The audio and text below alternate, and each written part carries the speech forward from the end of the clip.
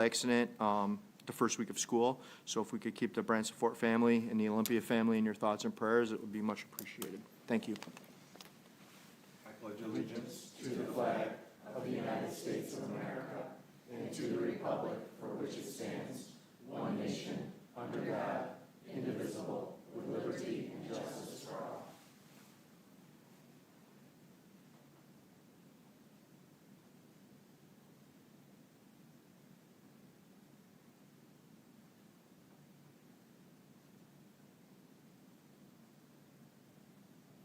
Thank you.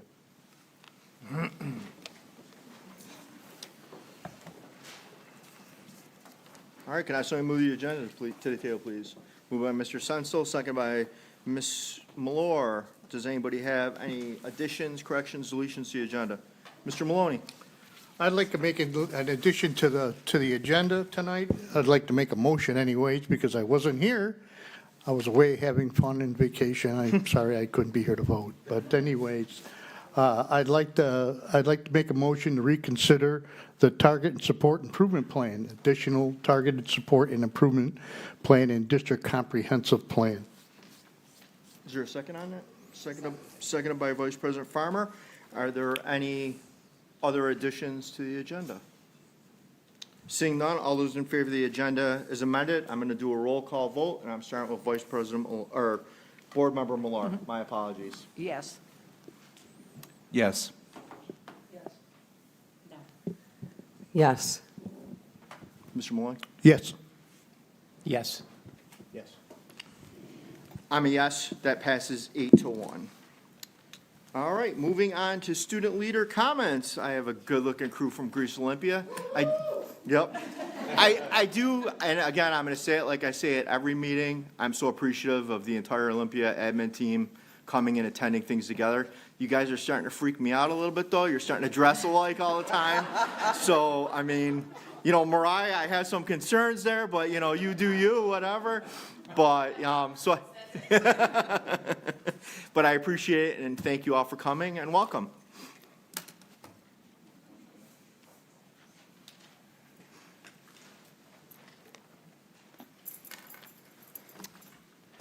Thank you for the opportunity for Olympia to present some of the early highlights of the school year. I'm excited to have 5 wonderful Spartan seniors with me today. The senior class of 2024 is an impressive group of young adults, in this case, young women.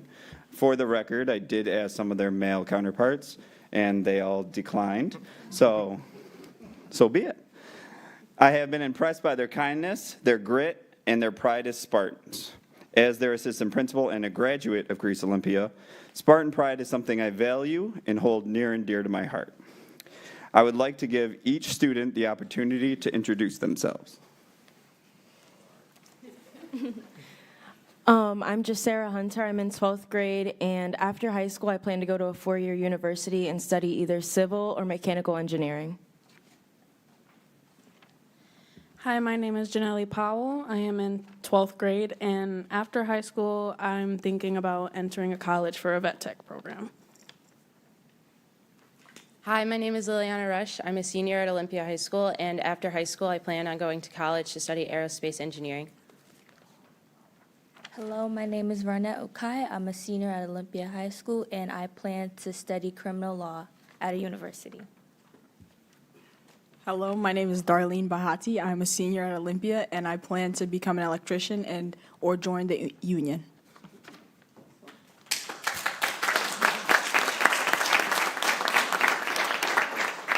Jasara is going to get us started, highlighting some of the early bright spots for Olympia.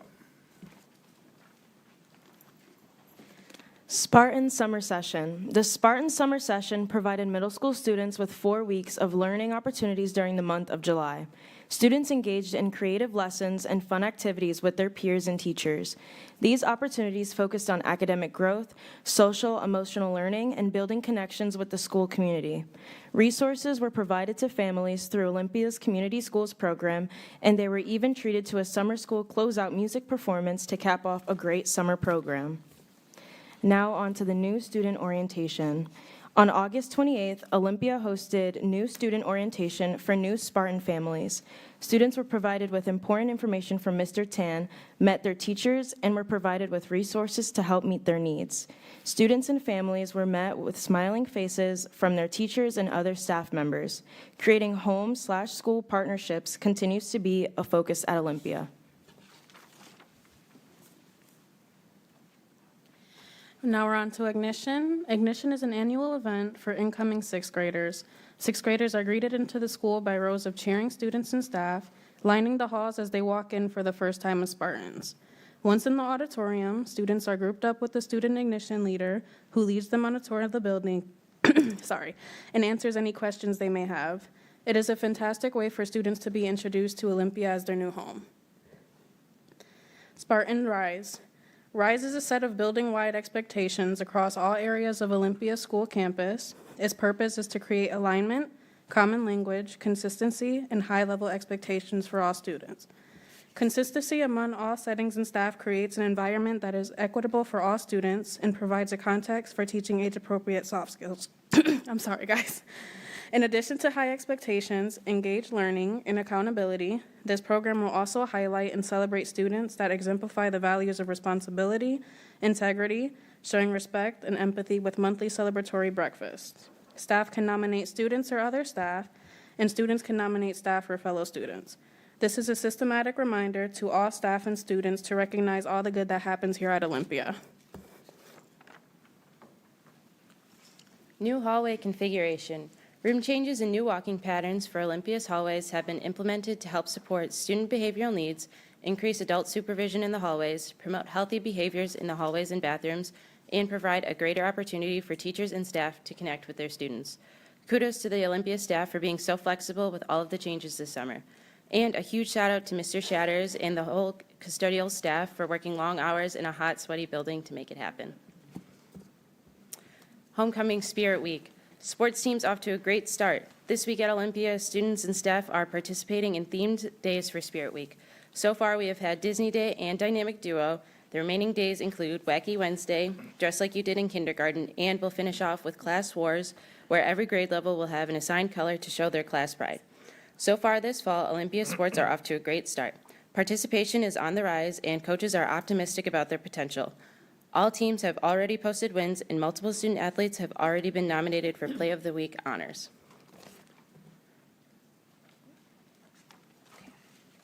Next, middle school ELA and math PLCs. Teachers have been busy working hard and planning for their students. Special emphasis has been placed on improving skills and proficiency in ELA and math. Teachers in the middle school have concentrated on improving proficiency through data-driven interventions and collaborative designs of engaging lessons. Teachers have embraced this work because they care about their students and take accountability for their students' growth. Summer retreat. Nearly 50 teachers and staff chose to participate in 3 days of professional learning during the month of August. Staff participated in whole group learning sessions on topics such as equitable grading practices, psychological verve, and building wide expectations. Staff also signed up for breakout sessions on differentiated instructions, restorative practices, and avoiding the power struggle, co-teaching approaches, and several others. There was also a time for fun activities such as hula hoop competition, get to know your admin trivia game, Miss Button's Energizer, and what it means to be a Spartan performance contest. The retreat not only helped staff hone their instructional skills, but allowed for some time to have fun and build relationship with one another. First day fun.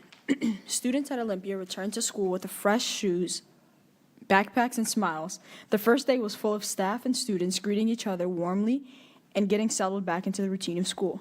Community schools was there to hand out school supplies. The breakfast cart was handing out food to kids as they came in, and staff greeted students with handshakes, hugs, and even jokes.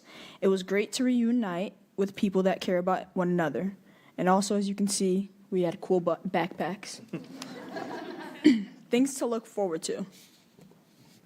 We have many events planned for both middle and high school this year. Middle school and high school this year. We have the Middle School Spooktacular, Thanksgiving Bingo, 8th grade dance, and Seabreeze trip for middle school students. We also have door decorating contests, fundraisers, competitions, high school dance, March Madness, staff basketball games, and the junior/senior prom. There are many senior-specific events such as the Senior Breakfast, Darien Lake, Senior Reflective Conferences, Senior Field Day, and Senior Sunset, and possibly more.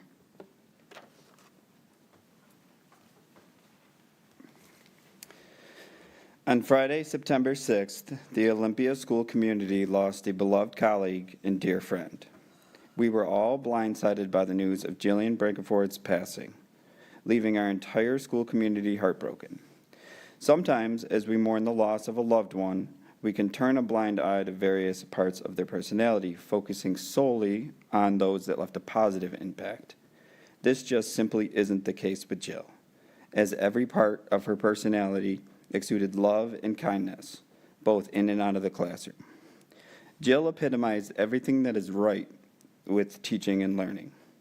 As a teacher for English as a new language students, Jill created a culture of love and respect among her students and colleagues. ENL students face some of the most difficult obstacles to success: entering a new space, learning a new language, meeting new people, and acclimating to a new way of life. Jill took in her students as though they were her own children, guiding them through the many challenges today's youth face with grace and understanding. She leaves behind many who loved her, including her fiancé Chris, who she was set to marry in December. The Olympia community honored Jill's memory through the kind and selfless acts that have come in the days since her passing. Everyone selflessly gave to one another and lifted one another up, just as Jill did with her students every day. I want to express my gratitude to everyone in the Olympia community and across Greece for their support.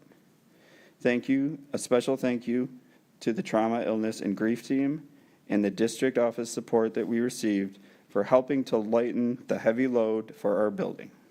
Your kindness and generosity will never be forgotten. I know we already did one, but please join me in a moment of silence in honor of Jill.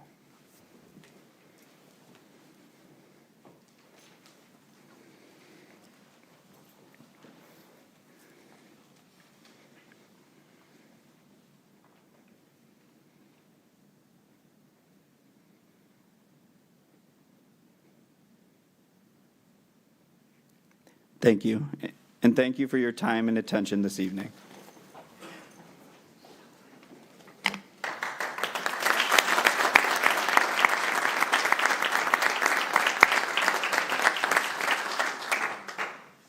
It's picture time. Nice practice, Sarah. So we got to do a picture quick before you can leave. You can't sneak out. We got to do a picture. All the Olympia staff, Deputy Smallene, the board, Assistant Superintendent Zaffitz, and Superintendent Groutman.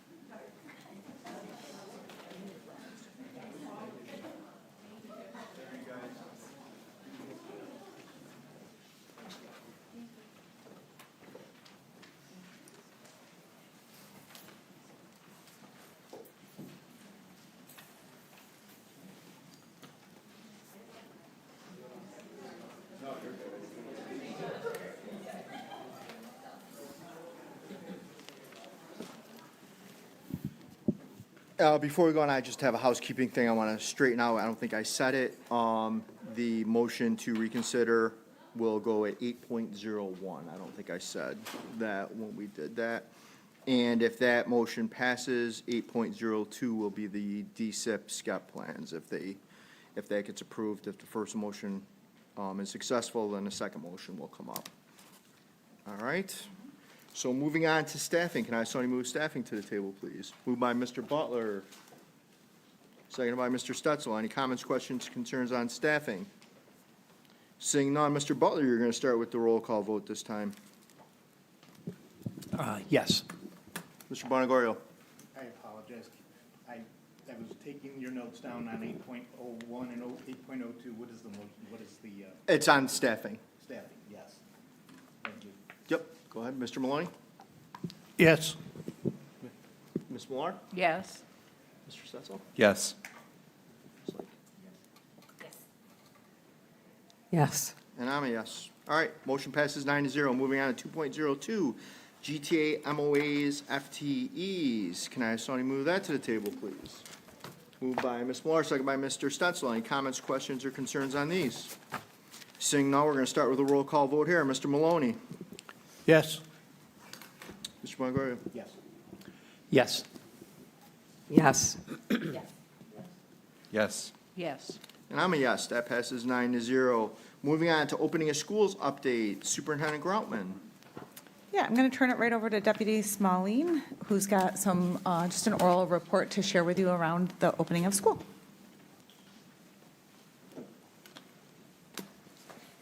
Good evening. I'd like to begin tonight by addressing the heartbreaking loss our district recently experienced with the passing of both a cherished teacher and student. This has been an incredibly difficult time for our entire school community, and we are all proud of how we have come together to support one another during these profound tragedies. Our school leaders and staff responded with exceptional compassion and care. The sense of unity among our teachers and administrators was remarkable, with everyone focused on supporting both our students and each other.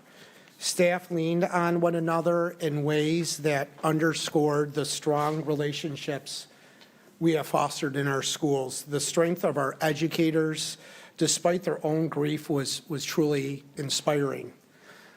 I also wanted to recognize the incredible work of our district's trauma, illness, and grief team, our TIG team, led by Abby Tarana, our Assistant Director of Student Services. Abby and her team worked side by side with building and district leadership to ensure that all staff and students received the emotional support they needed.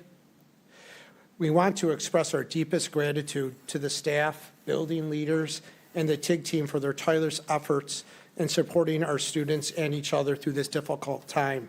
Their resilience, their kindness, and unwavering commitment to the well-being of our school community has been nothing short of extraordinary. In regards to the opening of the new school year, it's always a time of excitement and anticipation. And I just wanted to take a moment to acknowledge the incredible work that has gone into preparing our schools for this important time. In regards to our school leaders really begin preparing for September as early as July and probably even into June. Building leaders facilitated school improvement planning meetings throughout the summer to finalize plans for their upcoming school year. Some schools held their own building retreats that focused on building trust and collaboration. In addition to those, each school hosted new student orientations to help new students feel confident on their first day. And one of the big highlights this past summer was our back-to-school bash that was held at English Village. The turnout from the community was enormous, and it was a great opportunity for staff, for students, and their families to come together in preparation for the new school year. Additionally, Schools completed and checked their master schedules and disseminated that to the staff for opening day. Student emergency and contact information has been updated in Infinite Campus. Staff and emergency contact information was collected and cataloged. Schools identified their school crisis team and the school liaison to the district TIG team. Schools have been trained in their safety plan and their evacuation and lockdown procedures. And over the past few weeks, principals and their leadership team have reviewed the school improvement plan priorities with staff with the aligned staff meetings and professional learning calendar.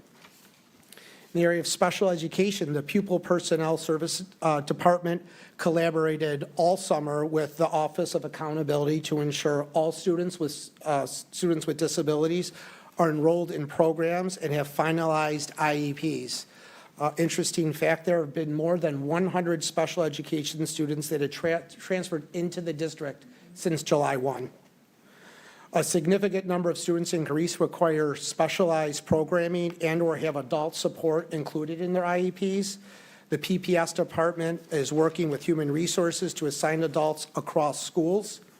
And teachers and program managers have met with all relevant team members to ensure the IEPs, functional behavior assessments, behavior intervention plans, and Section 504 plans have been reviewed and access logs signed prior to the start of the school year.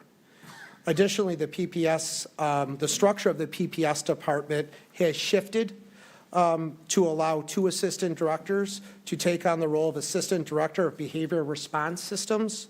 These assistant directors are tasked with supporting the implementation of our appliance assurance plan, which you'll be hearing about in a little bit later, with those procedures on the secondary campuses.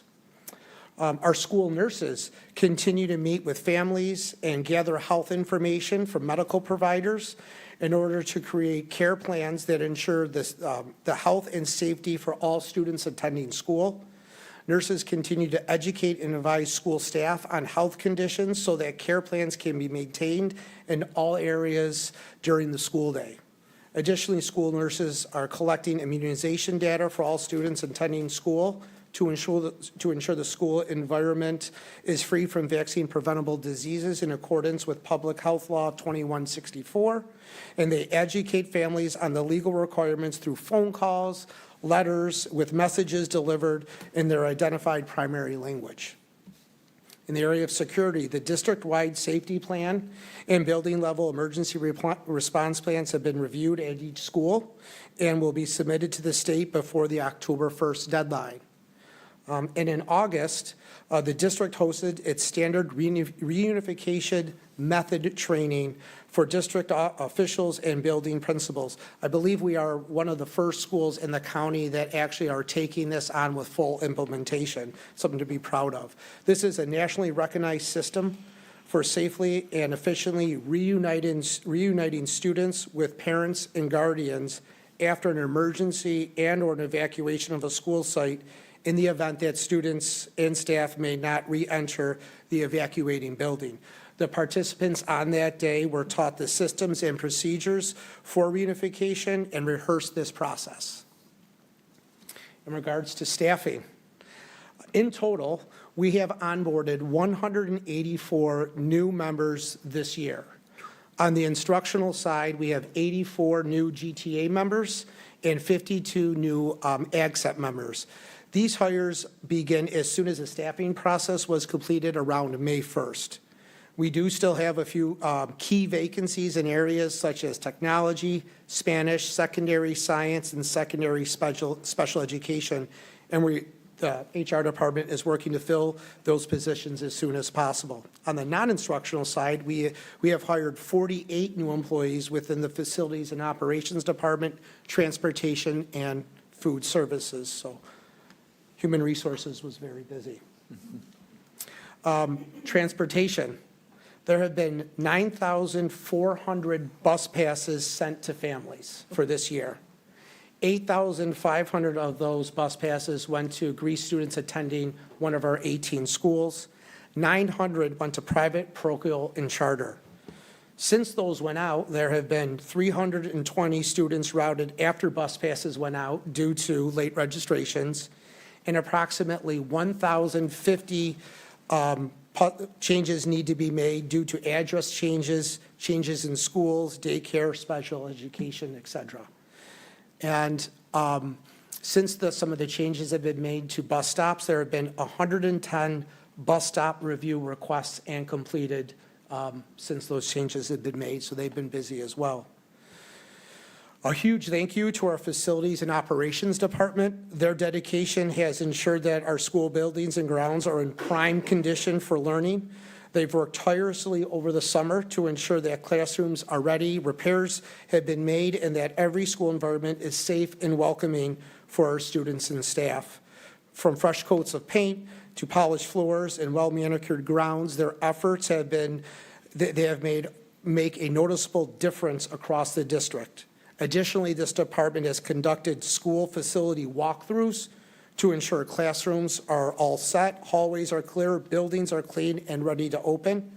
They've reviewed purchase orders to make sure materials are delivered to classrooms or designated locations. They've assisted with furniture delivery and assembly in some of our cafeterias, libraries, and classrooms. And they've helped us relocate some of different programs throughout the district when those needs come up. Food service has had, many of our school kitchens have been updated. Athena Middle and High School and Arcadia High School have replaced or upgraded all serving line equipment and utilities. The Athena Kitchen has replaced or upgraded their production equipment. Monitors with the work of Facilities and Operation. Monitors have been installed in the secondary school cafeterias to display the daily menu offerings and nutritional information for each. And Patty Hill partnered with Imagine Your Space contractors to paint and install signage and graphics in their serving line, cafeteria, and gym. So the start of this school year would not be possible without the dedication and hard work of so many people. So from facilities and transportation to food service and safety, our staff has gone above and beyond to ensure a smooth and successful opening. We're excited about the year and remain committed to providing the best possible educational experience for our students. So let's continue to support one another and move forward with strength and resilience. Thank you. Thank you, Deputy. All right, moving on to 3.02, the Compliance Assurance Plan. Superintendent Groutman. Yes, I'm going to invite Stacy Brindisi and Melanie Stevenson to come on up. As our board has gotten information about the Compliance Assurance Plan, we spent some time at the retreat, but felt like it was important to also share here. I know that as a department, I guess I would just also add that we've worked really hard, given the significance of this plan, to also make sure that we're communicating across the board with our leadership teams, with our unions, with all different groups. So appreciate the work that's gone into all the different presentations to make sure that people are aware of this work. Thank you, Kathy. Good evening. Mel and I appreciate the opportunity to provide you with an update this evening. So tonight we will be sharing information regarding our state performance plan citation. We're going to be sharing information regarding requirements of the compliance assurance plan, which we'll refer to as the CAP. And we're also going to be sharing information regarding key changes in procedures as a result of that.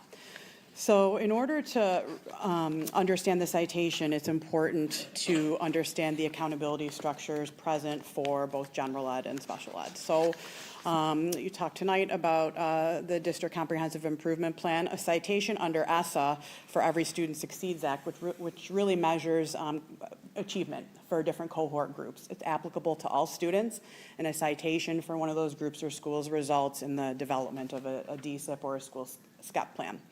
Similarly, IDEA is legislation for special education, and a citation in that area has resulted us in developing a plan, the Compliance Assurance Plan.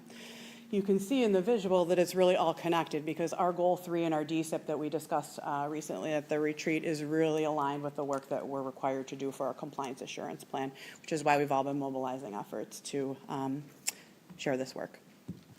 So a little bit more about IDEA. It stands for Individuals with Disabilities Education Act, and essentially it's legislation for the educational rights of students with disabilities. It was passed in 1975. Prior to that, students weren't eligible to receive a free and appropriate public education in public schools. They were in segregated settings. And the State Ed Department measures our compliance with the federal government legislation through the State Performance Plan, which has a variety of indicators. So the indicators that you'll see here are 17 data points that my department is required to submit annually to the State Ed Department. This is driven specifically from data from our student management systems. This isn't something that we're counting or tallying. This is driven from our data regarding all of the areas, whether it be classification rate or CSE decisions and placements, also suspensions. So you'll see that number 4, indicator 4, is in bold. That's what I'm going to be referring to this evening specifically. So what is our citation? So our citation specifically is a significant discrepancy in the rate of suspensions and expulsions of greater than 10 days in a school year for students with disabilities. So that's 4A, just for students with disabilities. 4B is an additional citation with this additional cohort group within that larger group. So students with disabilities who are Black or students with disabilities who are Black or Hispanic. So they have IEPs.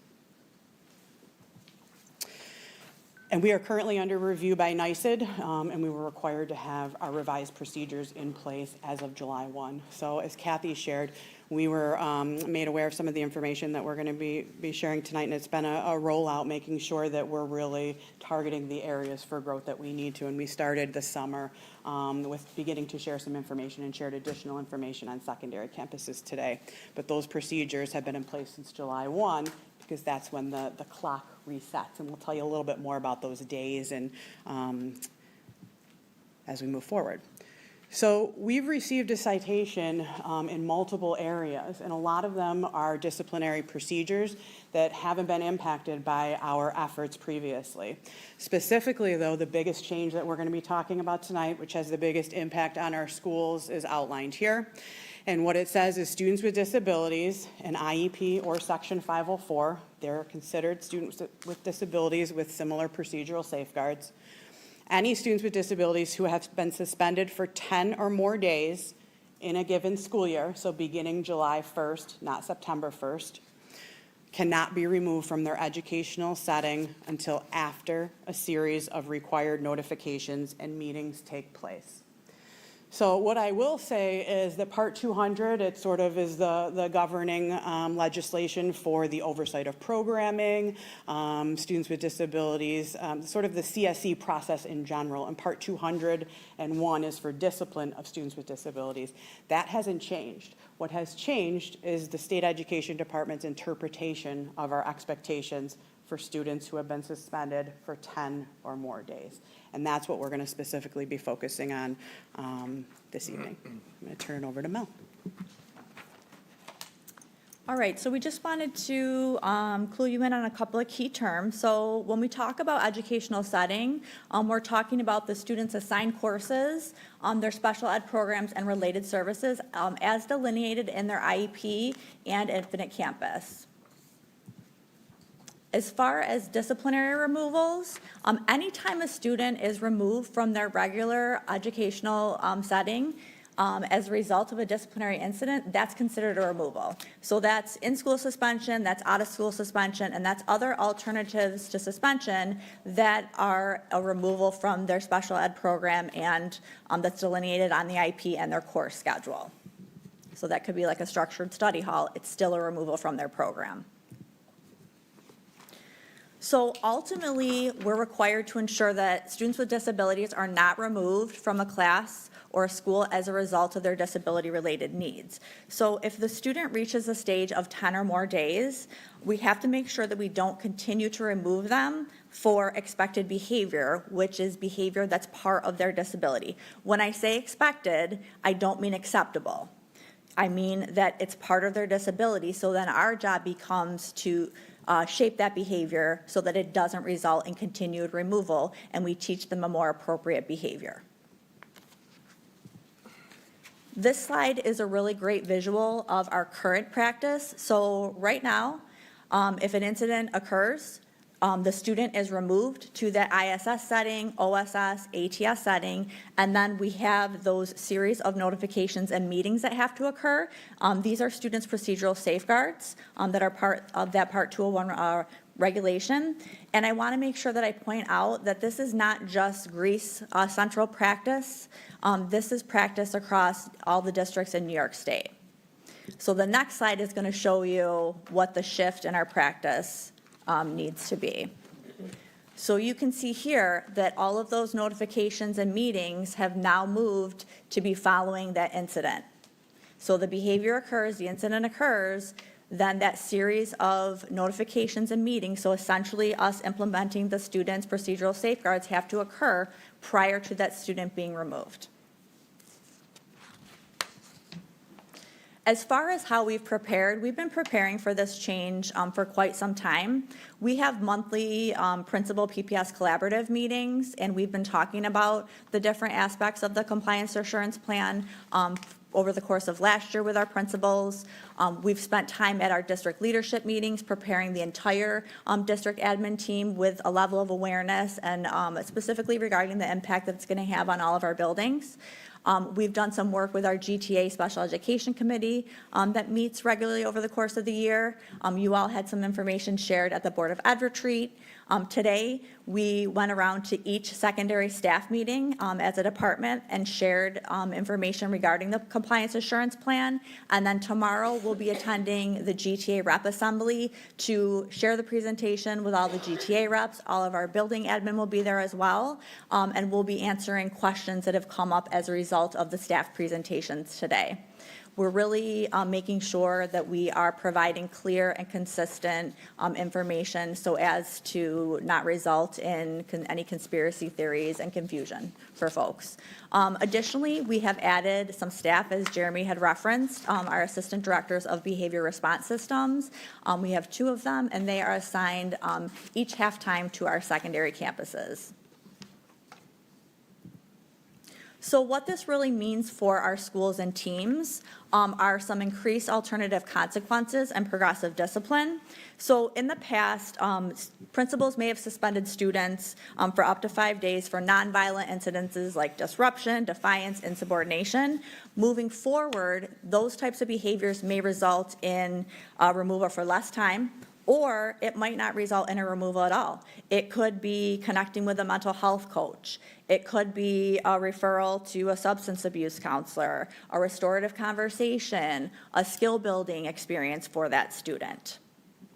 Some students may be returning back to classrooms following an incident and investigation or until the series of meetings that occur.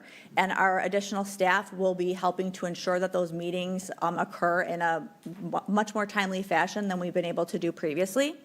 And the good news is thanks to all of you, we have resources to help our schools in supporting students with challenging behaviors. We've had the assistant directors added. We have district behavior interventionists. We have crisis interveners. We have our district mental health coaches and teams. We have our TOSAs for restorative practices. We have our Center for Youth staff. We've given some updated training to our security teams. We have problem solving and FBA and BIP facilitation teams. And again, we have that monthly principal PPS collaborative meeting where we're working directly with principals around the different changes that we're having to make and the things that they're grappling with in each of their buildings. So again, some additional implications. Obviously, we're going to have some ongoing communication with the different district and community stakeholder groups, again, to really ensure that we have a shared understanding and that we are implementing our changes and procedures consistently. We'll be providing ongoing professional learning and managing challenging behaviors. And again, we have a lot of staff that are able to provide that support. One of the things that we're really proud of here is that if a student is really in crisis or having a challenge, we have people that can help. We have people that can go to that building, problem solve with teams, really provide that just-in-time support for students and teams to try to help shape that behavior. We are also going to continue to consult and have collaborative decision-making with our district leaders and school teams relative to discipline. And I just want to make sure that this partnership is not something new. It's really a continued partnership with our building admin where we're talking through those tricky situations in terms of, what consequence might be appropriate. And again, those consequences are going to be individualized for students based on a variety of factors. And it's not to say that at all that behavior is going to be ignored or not addressed. It's going to be addressed perhaps in a different way than we have previously. And then the PPS team will be facilitating the procedures for managing those mandated meetings and notifications that are required to happen much sooner now than they have previously. So I'm going to turn it back over to Stacy to try to dispel some myths that you might hear.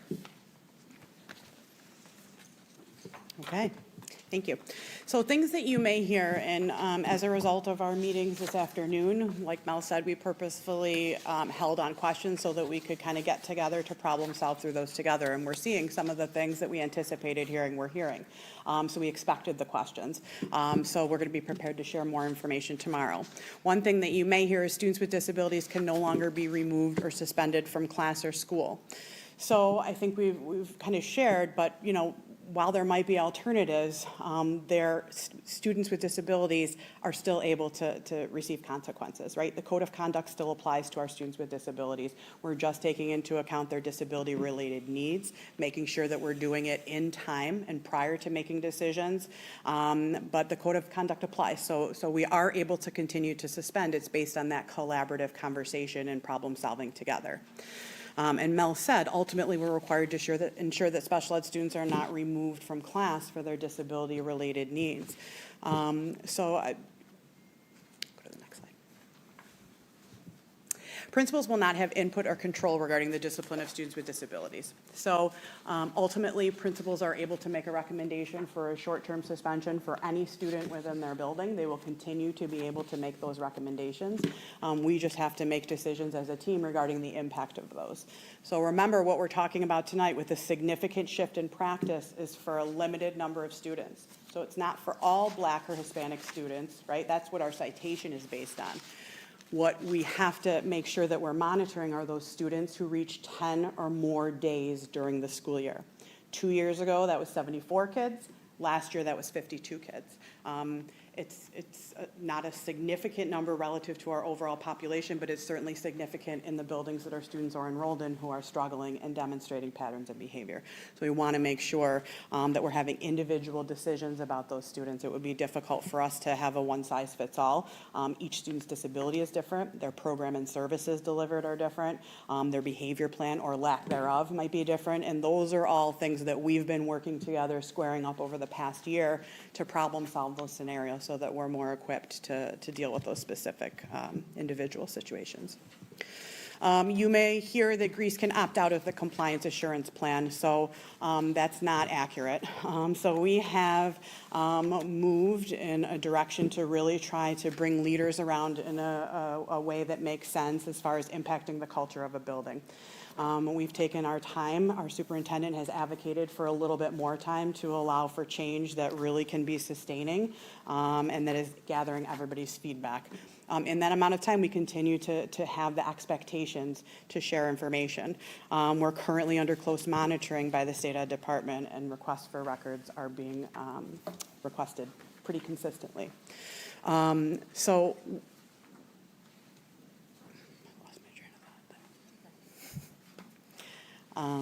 Okay. Yes, okay, I apologize. What I wanted to clarify is the compliance assurance plan. So there's a continuous data reporting cycle in special education that puts us in a spot that's really a disadvantage. So we're always reporting on information that's from previous years. So although we'll continue to be cited for the short term, we may eventually work ourselves off of that list as far as our practices that are disproportionate. What won't happen is the regulations won't change and the state education department's interpretation of the regulations. So although the compliance plan is the monitoring sort of structure for us to implement, Even beyond a citation, these are the expectations moving forward as far as procedural safeguards for kids with disabilities prior to the removal, if they've already been removed for 10 or more days. So that's that big shift. Questions? Questions? Mr. Maloney? On the average, you don't have to give me the exact figure, but how many children with disabilities do we actually suspend? Get suspended? I mean, more than the 10 days and... Well, specifically the 10 days that 10 or more days that we're talking about, Yeah. that was with the number that I had shared, 74 kids 2 years ago, and last year 52 kids. So that's the number that's at 10 or more days. I'd have to get back to you on the number of students with disabilities across the district that may just receive 1-2 days and not to 10. Yeah. But it's a much larger number than the number who receive up to 10, much larger. And so those people are able to tell the difference between when a child's acting up and a disability? I mean, that's tough. I know I have a granddaughter who has, disability, and it's tough to tell the difference between, even for educated people that deal with her every day. Sure. So the state education department gives us a set of guiding questions that we're required to ask. We're required to examine data. We're required to review the IEP, answer some key questions as a team, and then make that call collaboratively. So it's not one person's decision. It's the determination of the entire group. And that's one of those safeguards we want to make sure kids have before we remove them. And that's that manifestation determination, which I know we gave you an overview, but that's that specific meeting that I'm referring to where you determine that relationship. Thank you very But it much. can be tricky, you're right. Absolutely right. Mr. Stensel? Thank you. Thank you for the presentation. This has been very enlightening. Just wanted to follow up on what Mr. Maloney had said. Can we get a copy of those questions from the state? I'd like to read what they guide you on, I guess. Yep, there's a manifestation determination guidance document. I will say that although we have disproportionate procedures, the state ed department consistently encourages other districts to reach out to Mel and I to share our documents because we do have really great documents that are guiding the process. That's why the shift is really in our practice and creative problem solving and then applying those. But absolutely, we Sure, can I share that. appreciate that. Thank you. Sure. Mr. Bonagario? I need some clarification going back to Bill's question.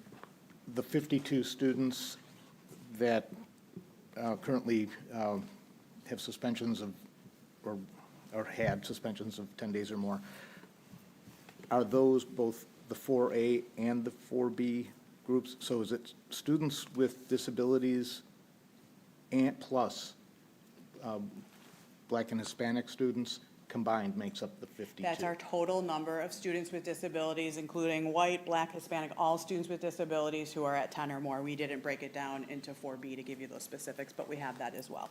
Okay. Mr. Butler? Yeah, thank you for the presentation. I'm curious about the series of meetings and how long, you mentioned that the additional staff is going to help you accelerate that process. I wonder if you could give us a sense of how long that has historically taken and how much time you think you might be able to shave off of that. So yeah, the series of meetings, and we included any applicable meetings. So not every one of these meetings, there's some nuance to it. If one, then maybe not the other, right? If we have a long-term hearing, we might not need a pattern. So these series of meetings, what we have had the opportunity to do is to make sure parents are engaged, and we're required to make sure parents are engaged. So we have accommodated flexibility in scheduling, parents who might not show up, our ability to take our time to get the right team members there. We have taken what we were afforded in previous years prior to the shift, and that's up to 10 days to have that hearing and manifestation determination. Now that's moved to prior, so it takes a long time, which is why we've hired teams to, one, look at our culture shift in the building to how we can better support teachers in keeping kids in class instead of a removal, but then also to build supports for those kids who do need to be removed immediately to make sure that we have assistant directors to support this series of meetings. So we could get them done convening the meetings in a day, preparing for them to get that done within a day will be a lot of work, and we're prepared to move at that speed until our procedures are aligned with expectations. We're going to be doing both at the same time. Okay, thank you. Ms. Farrar? Thank you, guys, for this.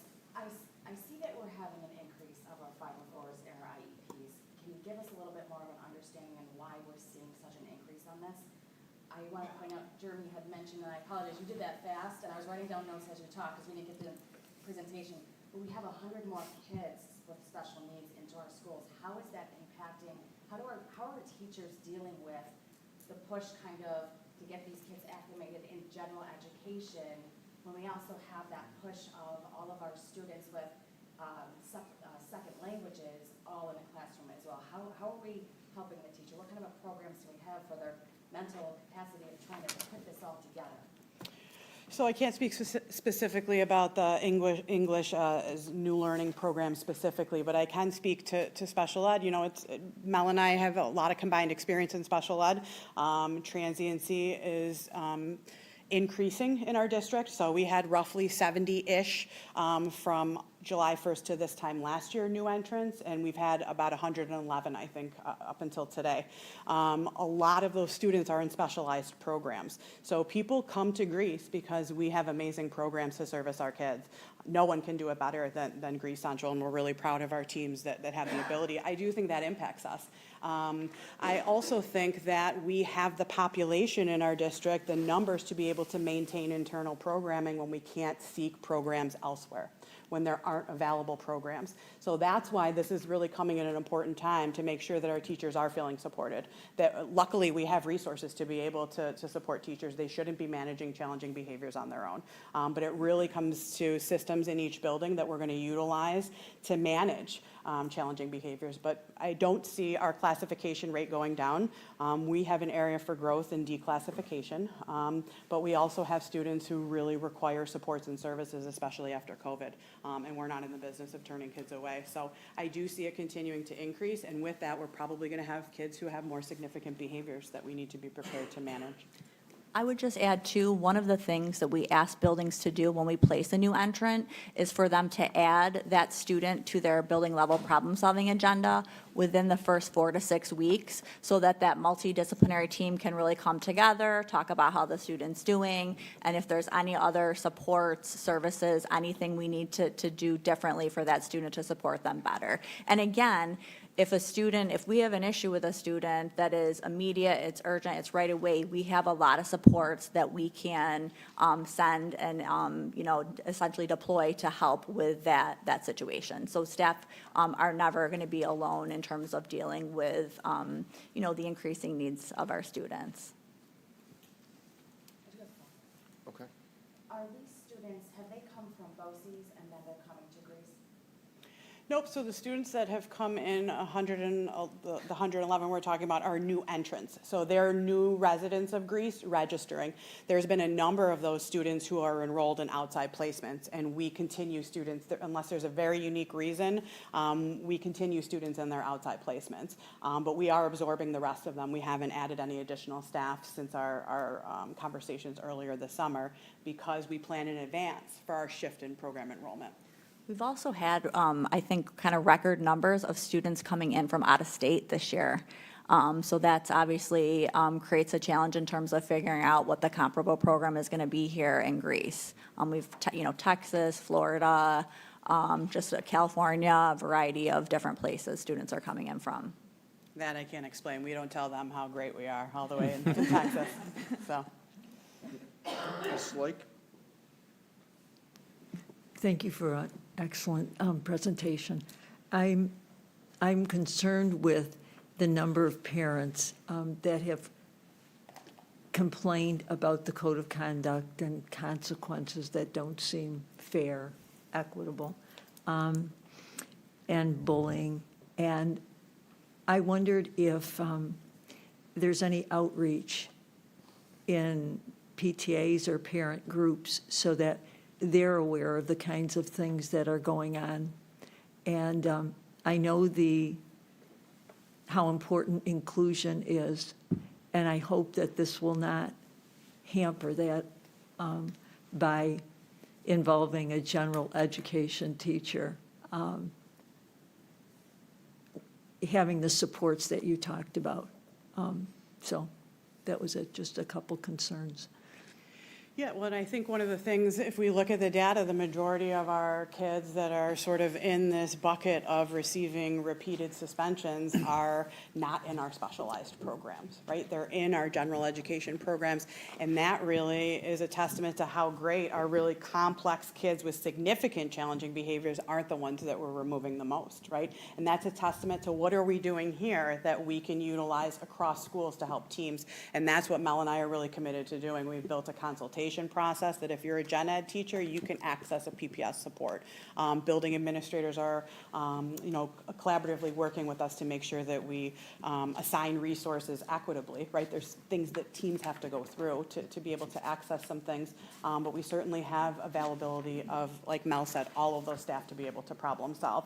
We really don't want team members, and we tried to share that at the secondary staff meetings, although this is new information, we're all working through this together.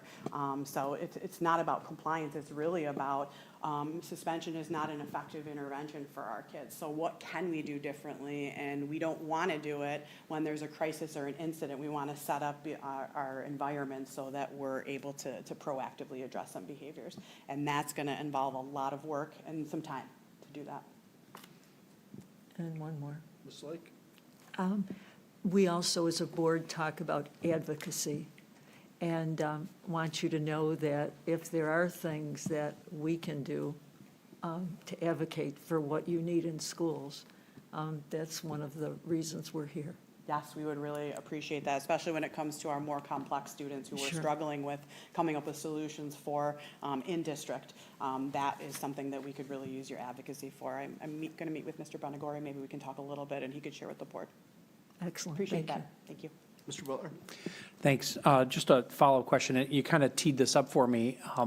I really appreciate the framing that you're giving to all this about the fact that these are all our kids, and we want to make sure that we provide opportunities for all of our kids. And I think it's really important to remember that these students that are in our schools right now are going to be in our community in a very short period of time. So the more we can invest in helping them be able to manage their behaviors, the more likely they are to be successful adults. So I just think it's so important that we keep that in mind as we're doing all this work. And I wonder, to that end, the degree of I know you couldn't be doing this work as long as you have if you weren't built like an optimist, but I wonder how optimistic you are about these alternative approaches having the kind of proactive and preventative impact on these behaviors as compared to suspension. Mm-hmm. We've talked about this at length. This is some of the biggest work we've ever rolled out. It's a big change for every school district, and we're under tight scrutiny with a citation right now. I'm optimistic. I firmly believe, and I've said this to a lot of players in the room, if we can't do it, I don't know who can. I really don't. We have amazing supports. We are in this together. I'm not cited. We're all cited, and we're all working together to problem solve. So it really is, and it's time, right? We don't have effective alternative interventions that are impacting recidivism. So it's just an important way to enter this work and know that it's going to be tough. And if we start with a really specific subset of kids, how could we utilize what's working and what's not working and apply it to the rest of our kids, like you said? Disruptions in the classroom often occur from general ed kids too. And I would say too, based on our work with our leadership team, as well as our GTA committee, we are more aligned than one might think in terms of our beliefs around behavior. And what we've come to over time is there isn't a widespread belief that suspensions are the answer for students, that they're going to change the behavior. What teachers are looking for, I think, are responses to behavior and consequences that are going to shape the behavior and hopefully make it not happen again in the future. So that's really what we're all looking for. Things that will keep students in class so we're not creating those learning gaps, but then also shaping their behavior to be more appropriate. Mr. Bonagoro? Thank you. First, I want to echo Mr. Butler's comments. These are all our kids. We want exactly what, I think I said that maybe at the last meeting, 100%, and I appreciate your comments along those lines. I need a clarification on a comment I think you made a moment ago, Ms. Brindisi. I think you said it twice. I'm not sure I'm understanding it correctly. Did you say that we are having more problems from more problems in recidivism among the general ed students, and we're doing better with the special ed students? Or did I misunderstand that? No, I think what maybe you're referring to, I was saying that students who are the ones sort of on our watch list of having had patterns of behavior resulting in 10 or more days previously are not really the ones in our specialized self-contained programs. They're in our general education environment. So there's still a student with a disability with an IEP, they're just not segregated. Okay, thank you for that. I do have, if you need to go on. Ms. Farah? I just want to touch on this. You mentioned this a little bit. We have new registered people coming out of state. Do we know what the ethnicity is of these students and whether they're speaking the language? I mean, is that part of the impact that we're seeing with the special needs? Yeah, so there might be students with complex need that involve learning a second language, but that doesn't impact their enrollment in our district. It's separate from our special ed program.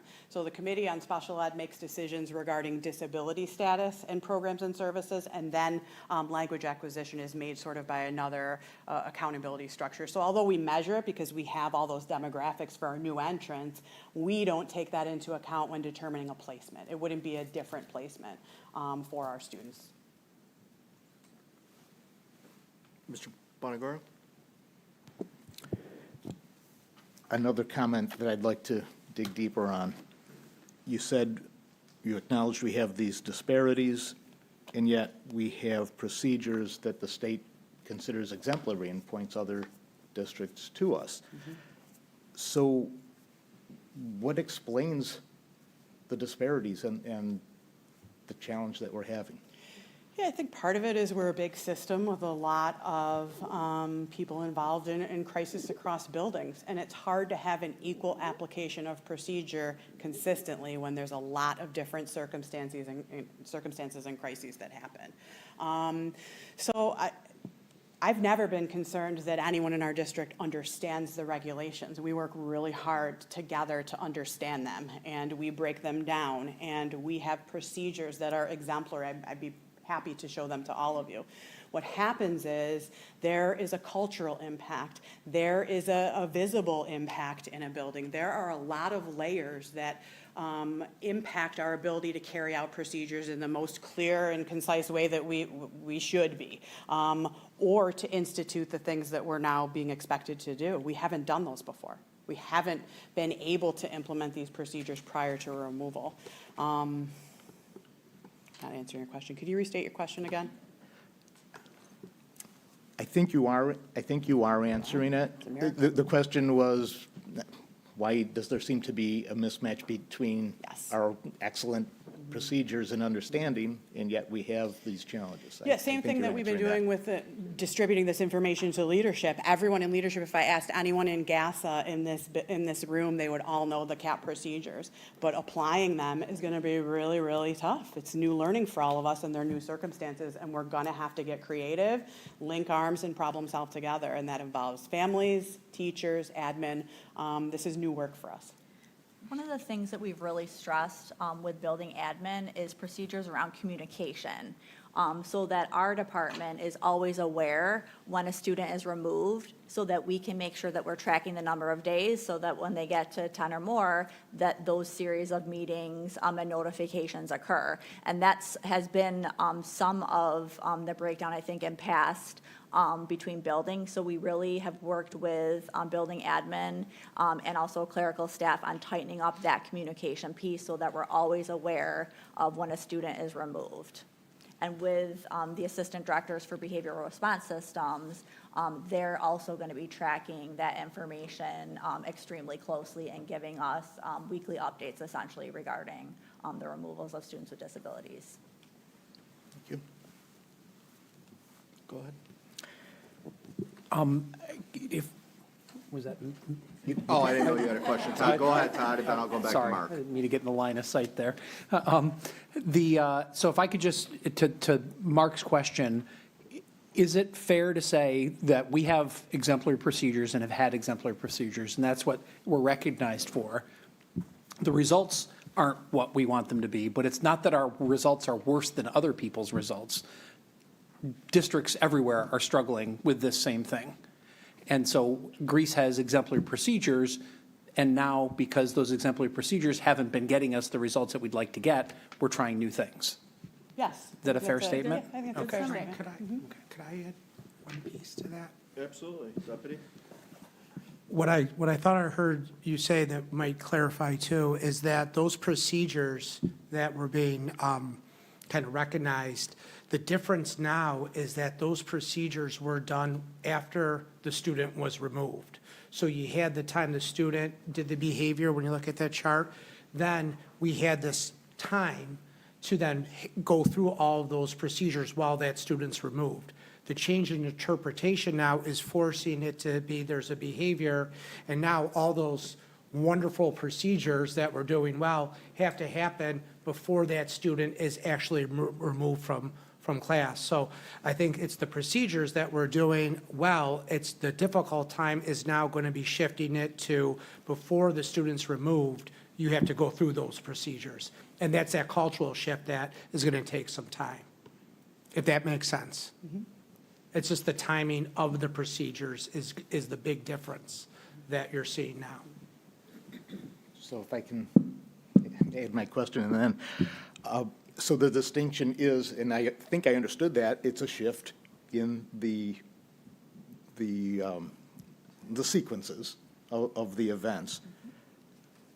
But I guess I'm wondering, we've had, since I've been coming to school board meetings, even before, I've heard about these different strategies that we've been employing. And the outcomes, we're still dealing with the same kinds of outcomes, the disparities, the recidivism. So this is an area where I'm trying to understand what's different, and I hear some generalities, but I'm really looking for what's different. And if I can add a follow-up question onto that, and I understand that this is a mandate from the state, but the question that is also plaguing me and has been for quite a while, and that I keep hearing from parents and from teachers, is this is dealing with a segment of the population that is having behavioral difficulty, and it's 52 students. That is, that's the core of it. Obviously, there's more than that, but 52 students that have a real challenge, it seems. And yet we have classrooms full of students who are trying to learn and teachers who are trying to teach. And I get, again, that this is a mandate coming from the state, but what protections do we have in place for the others, the other students and the teachers? It seems like we're putting all of our concern, and they are extremely important, these students, but they're not all of our students. And if we say we value all of our students, what are we doing, and where's the equity in saying, this kid threw a chair across the room again, we have to return him to class? I'm not seeing the logic in that, and I appreciate someone being able to explain that and help me understand it.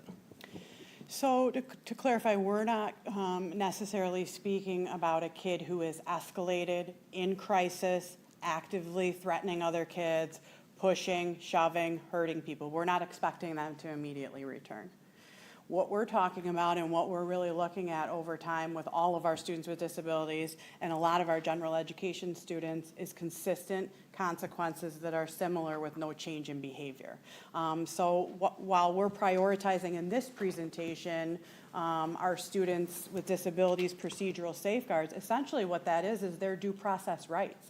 We're required, and I believe strongly that we need to figure out a way to accommodate this while also honoring that we need to keep classrooms as disruption-free as possible with as much support as possible.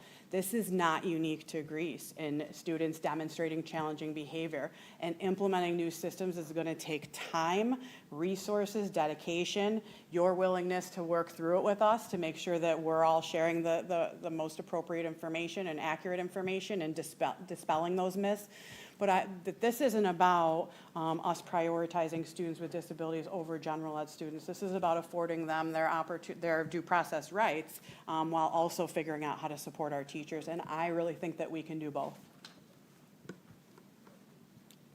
Thank you. Ms. Farah. I just want to make a statement. I know colleague Mary Lake said something regarding the advocacy, but it sounds as if some of these mandates are really putting some stress on us. So as far as the advocacy, where is that? Who do we need to speak with regarding taking this to New York State, stating some of these things we just can't do? I know we are going to try our very best. We've said it, and I appreciate that. But at the end of the day, I don't want to say we can't, because we are going to try, but if we can't, I mean, where should we be advocating for this? I mean, some of these things we talked about just are putting some severe stress on our district, as we said. You know, transportation has nothing to do with this, but you see where I'm going with it. There's a few things that we should be advocating for. So I would say that. Yeah, so I see it primarily differently and not so much the mandates of the compliance assurance plan, because that really is our expectation moving forward. Kathy and I have advocated quite a bit with Jeremy, with the State Ed Department and the Office of Special Education at a state level. It's been shared really clearly that this isn't shifting. It's the expectation of all school districts across the state. So for us, what we really need is time. We need the ability to make sure that we have enough resources to support teams, and that when we do have students who are consistently removed for 10 or more days, that we make sure that we're providing supports in their program. And if we can't, and we can't prevent a behavior, and we can't create an environment that is proactive in preventing the behavior, that's where we have the conversations about what else, what more, what different. And we need opportunities to do that. What's putting a strain on our system is not having any resources other than from within. And we are making it work, and we have a lot. Again, I think that we have the greatest experts in our district. But there are times that we may need a more supportive setting. That's true too, right? We can do both. That's really where your advocacy can be, is making sure that there's placements in our county for kids when we do have to make a recommendation for removal. And that's not really about the timing of their due process rights. That's about patterns of ongoing behavior with no improvement. Do you have something? This is not a question. I have to just give some accolades to the team. So you see the team here. And I think this is really important, because this is, like Stacy mentioned, some of the most difficult, challenging work that we've done as an admin team, and particularly for a department. And what happens in difficult times, and especially with change, is it becomes really easy to point fingers, to blame, to sort of dismiss, all those things. And I will say that hasn't happened. And I say that because we have literally spent, since last January, really doing Herculean work in terms of understanding, knowing, advocating for more time, advocating for better understanding in terms of what it all means so that we can explain it correctly. There are districts that will take something like this and just quickly change a procedure and have people change out of compliance. That was not what we're interested in, because we actually want to see improvement for our kids, and we want to see improvement in these settings. So I just think it's so important to have empathy for a team who's working so hard with our most challenging students, and also in buildings that are frustrated at times with a student or with a parent who might be frustrated. There's a lot of emotion around all of this, and yet we have to keep coming back to, these are our students. We all need to be on the same page with this. And we all need to be stick on the same page with this, because I think this is the kind of work that will get challenging, particularly as the year gets started and we see more of these things happen. So it's going to be really important for us to keep talking, to keep open lines of communication, and really stay true to this work. So I think the advocacy piece, to your point, the placement piece is a significant issue within this region and across New York State. I know that's not necessarily cap-related, but that's some significant work that needs to be done. And just, I'll end with just a thank you for your work. Appreciate your time.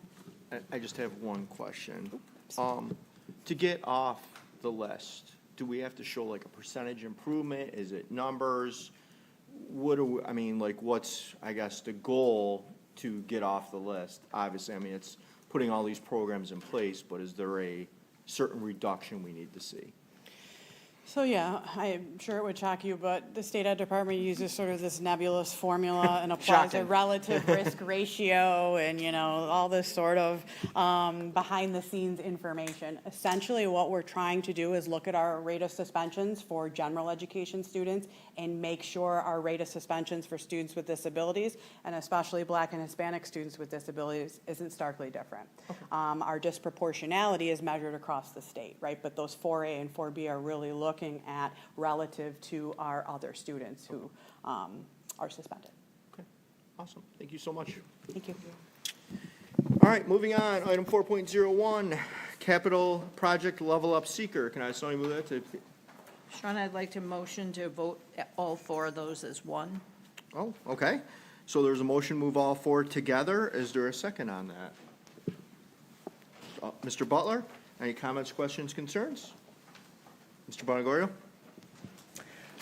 I do have concerns or questions, at least, about the three individual proposals, and I would appreciate the opportunity to discuss those and vote on those separately. So I am concerned that voting on them as one will impair that. Okay. Any other comments? Ms. Farr? I do want to point out, by putting these all together and approving the resolutions for the capital level up project and the square footage of the additions for all three schools, major additions, we're taking the vote away from the people. This should be a capital improvement project that is voted for people. We should not be taking the vote away from them. They have put us here, and it is up to them. So I would say, Point of information, these are state environmental quality review acts. It's for any work we're going to do, so you have to do, it's a simple form that we fill out. There is going to be a capital vote. The board's going to vote on that at the October 1st meeting on the Level Up project, and the voters in Greece Central are going to be able to vote on the project. So these are just authorizing the State Environmental Quality Review Act for us to, do the work, make sure there's nothing environmental on those sites that would prevent us from doing the work we're looking to do. So I think there's to me, you came across there's a little separation or confusion there. This isn't authorizing a project. This is just doing the quality review from the environmental side of it, is all this is. This isn't authorizing an expenditure of money. It's not authorizing any of that nature. It's doing the State Environmental Quality Review Act work. So there's no authorization to do the projects until the board votes on October 1st to take it to the voters in December. I hope that helps. We've done them before, too. Yeah, we do seekers all the time.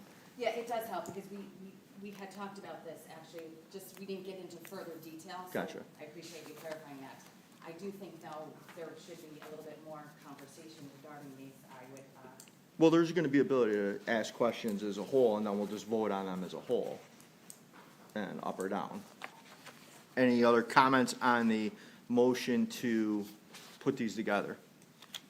See, I'm going to start, we'll start, whose turn is it? We'll start with you, Mr. Stutzel. Mr. Stutzel will start us off on the motion to move these together. Yes. Ms. Lake? no. Yes. Yes. No. Yes. Motion passes, I'm a yes, motion passes 6-3, so we're going to do these all together. So as these together, does anybody have any questions, comments, or concerns on this grouping together? Mr. Bonnegorio. So, let me just pull the documents out. I don't recall, I guess we have had some of these, I don't recall that being as in-depth, so this may be just really informational for me. The first one, so just the nature of the seeker, It is just to do an environmental review on each of these projects. Correct. So the authorization that that we're going to vote on is to allow a review for the overall district-wide capital project that we've been undertaking, and then 3 potential projects at 3 different schools. Is that? Correct. So maybe I can help clarify some of this. So with the seeker, there are 2 types of designations, a type 1 and a type 2. What you have in front of you is a type 2. A type 1 determination requires that the project that you are doing, or the addition you wish to make, or the renovation you wish to make, is going to interrupt and have a negative impact or potential negative impact on the environment of the building, and therefore you have to have a thorough environmental impact report done. That's type 1. On a type 2, we're saying we're only replacing in kind, we're adding an addition under 10,000 square foot, or we're doing a repair, they're listed in the seeker itself. In a type 2, the board is saying, we're not interrupting or impacting the environment at all by adding an addition under 10,000 square foot, or doing any renovations, or doing any repairs. Therefore, the board is declaring that as a type 2 versus a type 1, which needs no further work to be included in the project. And by the environment, are you speaking ecological environment or cultural The environment? environment, the physical environment. It's not cultural. Okay. It's not cultural. It's not how we conduct and it's going No. to impact that. This is Okay. capital work, so it's brick and mortar Yeah. type items. Okay, and can I keep asking? Nope, Ms. Farah has a question, so I'd like to Sure. rotate around. Go ahead, Ms. Farah. Just a quick question. How much is this going to actually cost to do the environmental impact report? Is this going to cost the No. taxpayers anything just to do the We are, report? we are asking the board to approve this as a type 2 because it fits the criteria for a type 2 and therefore needs no environmental impact report. Mr. Bungaro? Okay, then that's great. For further clarification, in the resolution where I need to find, almost bound together here, where it says the board hereby determines that the project is not subject to further review under seeker, that is, what further review might there be that we're kind of passing on and saying we don't Any need to do it? any type of review, because there's no impact on the building by adding the addition or replacing a classroom or doing any work. There's no physical environmental work that is going to cause an issue. I'm trying to just think of an example that may need it. If you wanted to put, at any of these schools, if you wanted to add, take one of these buildings, Patty Hill, and you wanted to add a community school center or community center there, that was 15,000 square foot, that is going to impact that location. Now, we'd have to declare that as a type 1, and we would have to do an environmental study on traffic. It's on Ladder Road in Mount Reed. What's the traffic? Where are you going to put everybody? What is the environmental impact of adding a 20,000 square foot community center or play center or whatever at Patty Hill? That would be a type 1. Gotcha. This is saying we're putting under 10,000 square foot addition to any one of those buildings if we choose to do it after doing further study. And since it's under 10,000 square foot, there is no impact on the environment within there. But if it was over 10,000, we'd have to do it. We'd have to do a study. But by the board declaring it as a type 2, no further action is required because we are telling the state, we may do this and there's no impact on the environment that you need to be concerned about. Go ahead. So my hesitancy originally on this related to the fact that we don't have a definite plan here. No. And my But- concern was that we might, I'll let you spend a second. Yeah. So that we might be embarking on something, approving something that might, even in the So review. here's the reason for it, for the most part. when it's a requirement. So if you're talking, so in the level up plan, we are saying, if we have the, actually, I'm going to back up if everybody doesn't mind, just one more minute. If we don't include the possibility of any additions to the buildings in the level up plan, should we, in a year or two, decide that, you know what, it really would be a good idea to add 6 classrooms to this school, we could not do it. We would have to go back out for an additional vote because it was not in the scope of the work for the level up project. So the strategy and idea was that as we were filling out this plan, if we want to add space to any one of these 3 buildings, then it's better to earmark some dollars now and include it in level up so that if we decide to do it 2 or 3 years from now, it's already been approved, it's already been designed, it's already been completed. So that's where my confusion is, because it sounds like now you're saying that it's not merely an environmental review question, but it's also adding it, it sounds like adding it to level up. It's already in level up. It is in. This is only required for the environmental portion of it. This has got nothing to do with the project itself. This is just saying. So these dollars are already included in what we Yes, planned for? if you recall, we Okay. said we had $5 million earmarked in level up for a potential addition to one of 3 buildings. Okay. And if we choose to say we're not going to do an addition to any one of those buildings, we will use that $5 million for the other work that is already authorized. And it's limited to the other work that's already authorized? That's authorized in the scope of work. Okay. Conversely, if we left it out and then decided we wanted to make an addition, we'd have to start over again. Okay. We'd have to go out and do a $3 million project, put it out to voters to say we wish to add space to this building, and it would cost us money, time, and effort to do it 2 years from now rather than having it already approved.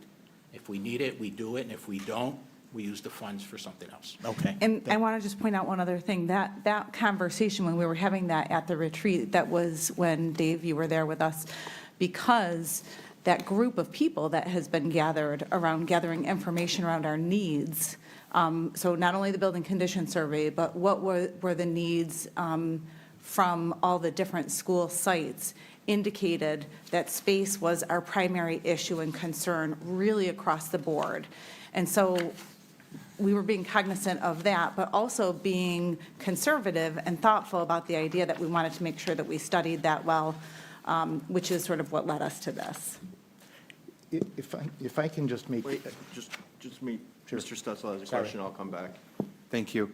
Romeo, just for clarification and to put it out there on the record, if I understand all this right, what we're voting on here and all of this has nothing, it won't impact the tax levy at all? No, Because it sounds like even level up, it's not going to impact the taxpayer. no.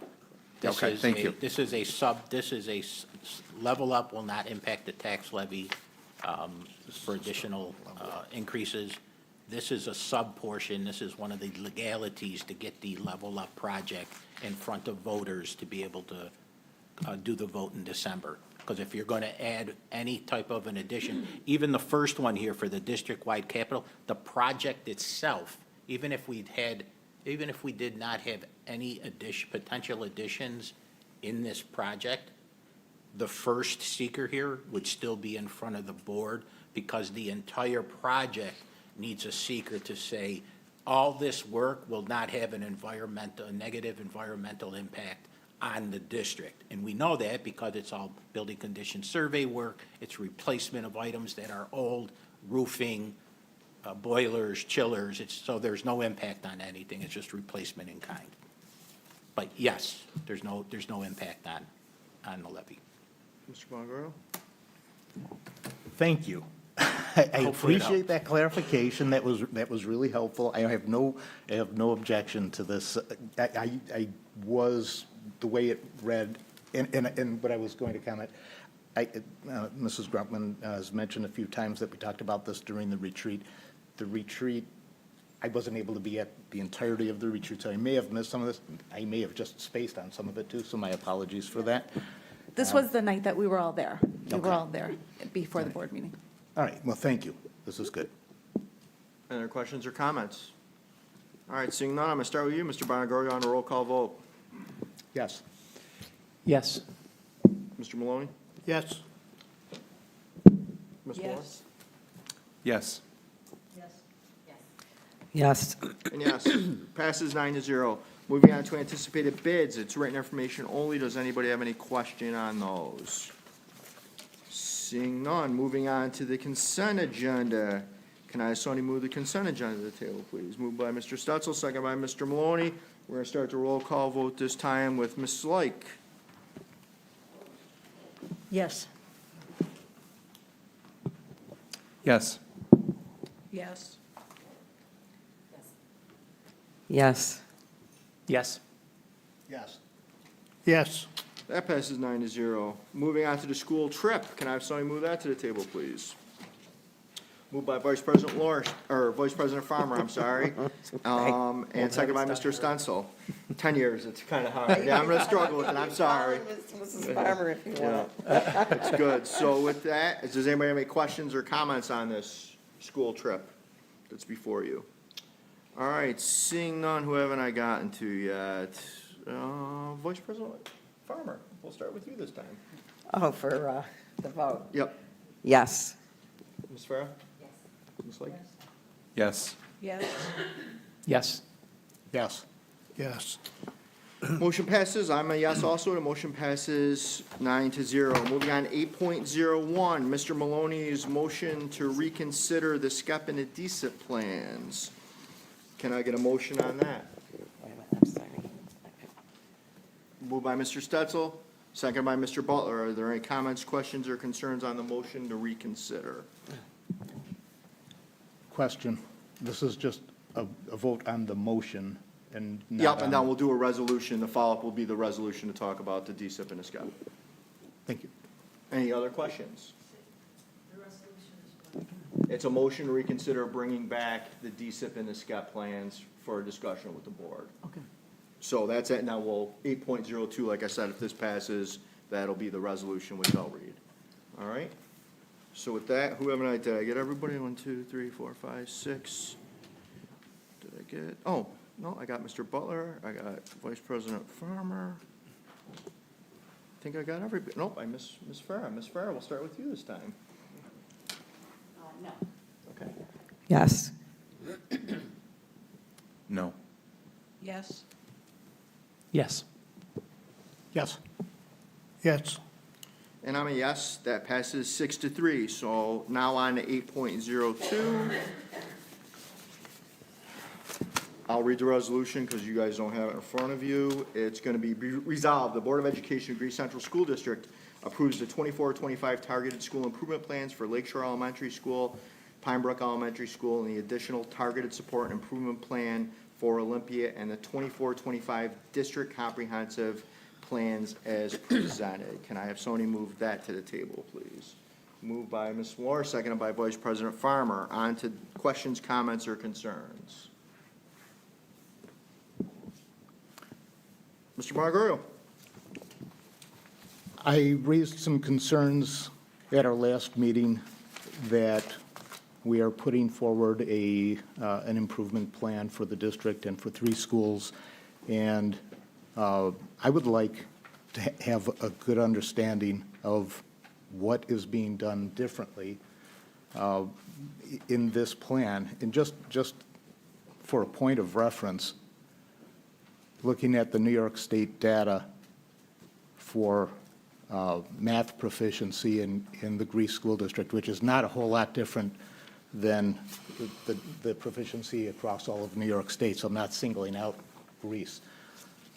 But we had in 2018-2019 school year 37% proficiency in math. We're not a whole lot different than that at this point. So that's a measurement before COVID. We've had, and it goes back further than that. It's didn't start with Superintendent Groutman, but the question is, what are we doing to move the needle? If you look at just the general levels of proficiency, whether it's math, whether it's reading, they've been pretty steady for a long time. So what are we doing differently? I do see what we're doing differently regarding literacy. We've been doing a lot, and I appreciate that, and I've been applauding that all the way. I'm not seeing distinctions, and I have an awful lot of questions that go into the distinctions. So I think it would be valuable to see what we're doing differently before we take a vote to continue in the same direction. So I'd like to make a motion that we defer the vote until we've had an opportunity for the leaders of the plan to give us a deep dive. So Board Member Bonagorio's made a motion to table until we can get an updated or gather the information the board wants. Is there a second on that? Second. Seconded by Mr. Stetzel. It's a non-debatable motion. A motion to table is non-debatable. So we will go through with a vote on the motion to table. We'll start with you, Mr. Butler. No. Mr. Bongorio. Yes. No. No. Yes. No. And I'm a no. Motion to table fails, 4 to 5. Back on the main resolution, the DSIP SCEPs. Are there any other comments on this? Ms. Lake? Yes. After the vote, there was discussion that we were trying to micromanage, and that was not our role as board members. According to the authority on Board of Education and Education Law, which was co-sponsored by the New York State Bar Association and the New York State School Boards Association. It gave a list. I have the letter that we sent to all the board members and to the superintendent and deputy superintendent, quoting the kinds of things that board members are responsible for, and they were far beyond establishing policy, but looking at the implementation also. So that's one point. And there were a number of things. One of probably the most important for me, I'm sorry I didn't bring my notes with me, but the improvement of 4% when this school law is the reference I'm talking about. 4% when the scores are so low. And I get back to the presentation that we had during the summer on the right to read. And we learned that the rate of recidivism of juvenile delinquents who have been incarcerated, the one factor that determines whether they come back is literacy. I don't think they have the time to look for 4% growth. I think we need to do something radically different, and so that's why I voted against the plans, and that was not an easy decision. Thank you. Thank you, Ms. Lake. Any other board member comments? I have a couple things. Under statute, under the ESSA statute, the local education authority, which is our Board of Education, is required to support the development and implementation of an improvement plan aligned to the indicators that elicited a support determination by the state education agency. So that's one of the things I wanted to talk about. I also want to talk about that I think it's important that we, as a board, understand, and I know we have some new members, Arcadia Middle School, Long Ridge, and Craig Hill were all schools that went through the process of developing a school comprehensive education plan, or a SCEP. They all demonstrated growth, and they are no longer identified as schools in needing improvement, which I think is a huge accomplishment to those three buildings, the staffs that put the plans together, and then the implementation of those plans, removing those schools and showing the improvement that we determined was necessary and the state approved that. I do have a question though. Can you explain the process a school will go through on developing a SCEP? Who's involved and how does the team decide what goes into the plan?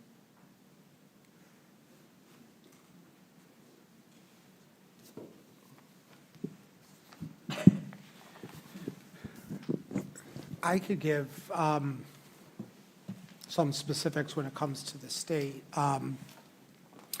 I could tell you from my experience that it begins getting some clear guidelines to begin with from the state on what's required to be in the plan. So there's a loose and tightness when it comes to developing these plans. And the tightness really comes from the state where they're clear on specific data that has to be included when you're developing the plans. And you also have to implement what they consider research-based strategies. And there's a kind of a laundry list there that you could choose from to implement, ranging from professional learning communities, instructional coaching. The big part of that, and once that's decided, what then needs to take place is a building and the building principal and their school improvement teams to use that data to work through shared decision-making. I don't know if this is okay or not, but I know there's principals here that have gone through that process. I know Kristen's saying is actually here tonight, and I don't want to put her on the spot, but it may be best maybe to hear from a principal that's actually, If you're okay with that can answer Kristen. that question, I think, with more details. I'll have to have you come up to one of the microphones, if you don't mind. Hate to put you on the spot, but thank you. That's okay. No, thank you. I'm glad that I was here then. I hope that I remember everything, and that is a starting point for where this process all started for us at Lakeshore this past year. So this past year was my first year as principal over at Lakeshore. I was at a different building for several years prior to that. But we found out in the winter time that we were identified as a SCEP school for this school year. And in the wintertime, we gathered the whole staff together. We shared that news with everybody, whole staff, and also we shared the data that led us to that designation. And we also, in the wintertime, then gathered each of our grade level teams together, and we talked about doing a deep dive with that New York State data. And so that looked like engaging in a gap analysis as far as the Lakeshore data compared to the district and BOCES in New York State. And so it gave grade level teachers a really good understanding of what led us to that designation for this past year. But also they were able to come up with a really good list of some patterns and some trends that they found within the data that really speak to things that need to change moving forward with our work. So at the same time that all of that was going on, that's when I was engaging in some virtual meetings with Christine Baker and then some representatives from the New York State Ed Department, and they were leading us through those requirements around what that process of developing a SCEP plan looks like. And that includes that data analysis piece. It includes gathering feedback from all sorts of stakeholders in your school community. It involves choosing one of those state-supported school-wide SCEP strategies. And also, there's some other research-based strategies that you are responsible for looking into and making sure that you put in place that match up with the assessment data from that year. So there's also some requirements too around just goal setting and the progress timeline and that sort of thing, and how we're monitoring that we're staying accountable for the work that we say that we're going to do. So we gathered our school improvement team together at that point. This is still in the winter time. And our school improvement team at Lakeshore is made up of grade level representatives, also a GTA representative, representatives from each of the departments at our school, and parent representation. And our school improvement team met every other week. And they also dove deep into our data, and they also took some of those trends and patterns that the grade levels came up with.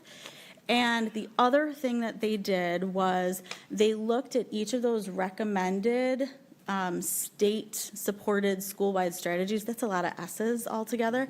But They looked at each of those and they really dug deep into the research behind each of those. They looked at the rationale for those, they looked at the theoretical basis for those, and then they articulated what that would look like at Lakeshore if that was the state-supported strategy that we put in place. And what our school improvement team did over the course of several weeks and months was they came up with proposals for each and every one of those state-supported school-based strategies that they then presented to our entire staff. And at the end of the year, our staff came to consensus on which of those seemed to meet our needs the best to accelerate growth for our students, because we know that we can't stay status quo. So our staff came to consensus at the end of the year, and then our school improvement team really got to work over the summertime articulating what all of that would look like. So our team spent 4 full days together over the summer, but also many members of that team, in addition, worked for the 4 days at Summer Leadership Academy. So there was a lot of full days and hours spent really delving into end-of-year data, because we first found out about this in the wintertime, and we wanted to look at where we were at the end of the school year.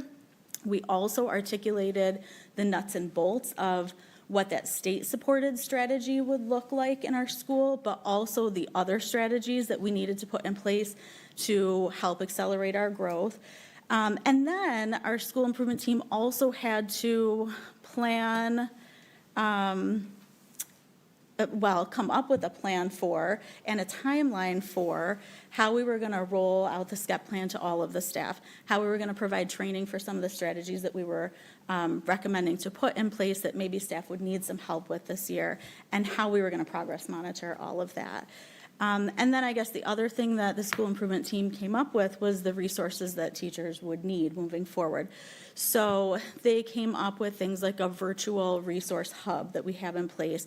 They came up with graphics and one-pagers and Google slide presentations and staff meeting agendas and charts and graphs and all of that kind of thing. But they spent the time coming up with all of that to make sure that teachers had the information that they need to really understand and feel confident about putting some new strategies in place for this year. So that's where we're at right now in terms of like a timeline and a process and who was involved.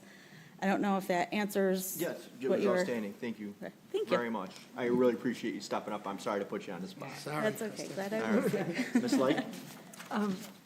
May I ask you, how would you describe the buy-in of the staff? I'm glad you asked me that, because I can say that there is a lot of staff buy-in at Lakeshore this year because of the amount of feedback that we gathered throughout the process.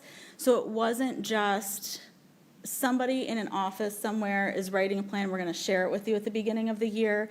But really starting last winter, we had grade levels digging through the data and coming up with, wow, this is really important work that we need to do, and there's a sense of urgency around not wasting any time getting right down to work.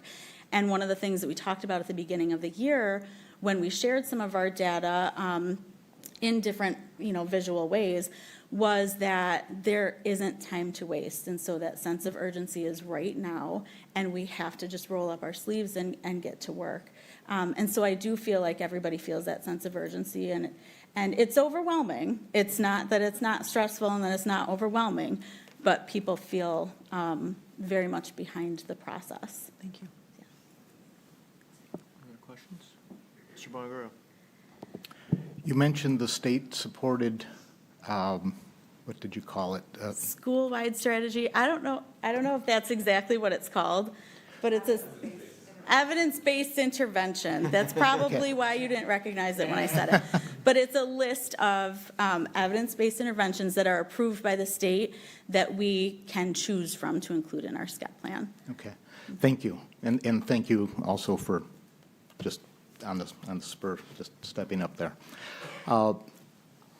Having looked at the state education website, they talk about evidence-based intervention strategies, and they talk about how schools have to use at least one of 4 different levels, but only one. And it's kind of surprising to me that a state that talks about using evidence-based strategies only requires one. So that's not on us, that's on the state. But it's a pretty wide range of evidence-based strategies, some that rely only on general regression analysis, which doesn't even necessarily imply specific results relative to specific actions. So I bring that up because I'm wondering, are we going beyond that? And what kinds of, and you may not, and I apologize, you just came out of the audience. That's, I mean, So I'm going to direct it over this this is my way. life that I'm living, so it's okay. What, can you give us more detail on what kinds of evidence we're looking at? Because there's an immense amount of research out there. I'm not a teacher, but I can read research, and I see that the Commissioner of Education speaks repeatedly of student-centered learning, inquiry-based learning, discovery-based learning, and yet the research consistently says the most equitable, meaning where kids who are performing the lowest, subgroups that are performing the lowest, have the most positive intervention results, comes from explicit, direct, teacher-led instruction.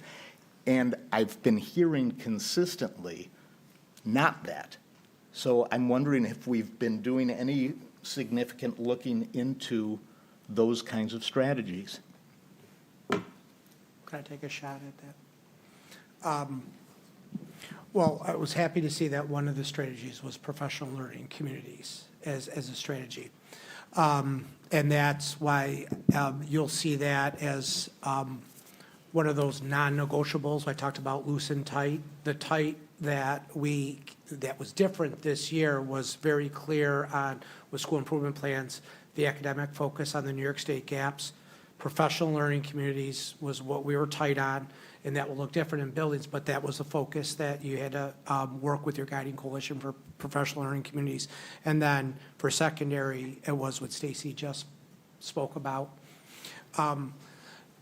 Or in elementary, it's inclusion. But going back to that research-based strategy, and I think your point on direct instruction, that's when we are doing professional learning communities the right way, and we're working towards that, the whole premise behind that is actually being very, very clear on the standard that is meant to be taught and defining the rigor of that standard. The next part of that is actually then defining what are you going to do, like how will you know, like what are you going to do to teach that standard, and then how will you know? When PLCs are operating at that level, the results, the teachers that are getting the best results based on the standard, that's what their discussion will be on. What was that direct, or what was that instruction that took place that got you the best results? And if we're not seeing those results, that's where we look into resources with reading specialists, math specialists that are out there that are saying, because maybe we're not even clear on what the standard is, the rigor of the standard that we're all meant to be teaching. And so sometimes it takes us clarification on, are we teaching to that standard, to that level? And maybe when that work's done, then the strategies and the teaching that they're doing in the classroom will get to that standard, and we'll know through the assessments. And you also have to be careful of, there's only, being a building principal, I know Kristen could share this as well, there's only so much that a building could take on to do strategies with fidelity and effective. So if it is 1, 2, 3, 4 or 5 different strategies within a building, to get those done with fidelity to actually know if it's working or not, I would be worried about having more than 1 or 2 that are being done in a building, because then nothing gets done effectively, and then we'll never be able to know what's working and not working. Is it an issue with fidelity, or is it really the strategy? So by honing in on 1 or 2 clear ones that we're doing across the district allows us, I think, to be able to get a better assessment on, is this working or is this not working, if we could focus and do it with fidelity. So just a worry when you add, especially with ArtCore coming in, and being fully implemented, generally, the best practices that are done with that reading instruction will transfer over into other areas besides reading when they're focusing on that instruction in their PLCs. So it's just something to think about. With too many strategies, then nothing gets done, has been my own experience. There's data to back that up as well that says, I'm sorry, should have not started speaking. Yeah, you should have raised your hand. But I'll let you go since you started. Since I got up ahead of steam already. Yeah, you're already going. There's data to back that up, that study of 100,000 organizations around the world. A lot of this is, there's education theory, but there's also organizational behavior theory that is some of what you're talking about there. Not just does the educational intervention work, but how do we actually, the diffusion of interventions across a system like this. If you try to chase 4 rabbits, you end up catching no rabbits. And when you have there's an inverse relationship between the number of goals that an organization tries to pursue and the number of things that they actually achieve. Because the amount of effort it takes to pursue all of those different things is too much to actually put enough effort into getting anything across the finish line. And that's well researched from an organizational behavior perspective. Vice President Farmer? So so earlier when Stacy and Mal were up there, and I hope you guys get some time this weekend to just take care of yourselves, okay? We were talking about, I think Megan might have asked the question, teachers, when we have behavior issues, and correct me if I'm messing this up, when we have behavior issues in classrooms, how are teachers who are inundated with new special ed behaviors able to manage both populations, if you will? So when you said that, I said to myself, wow, so that's kind of like not a curriculum per se. So when I think about us bringing in this new ELA curriculum and then talking about what Jeremy, you just said about these strategies, this learning will transfer over to any other area that we need to look at, this is a great place to start.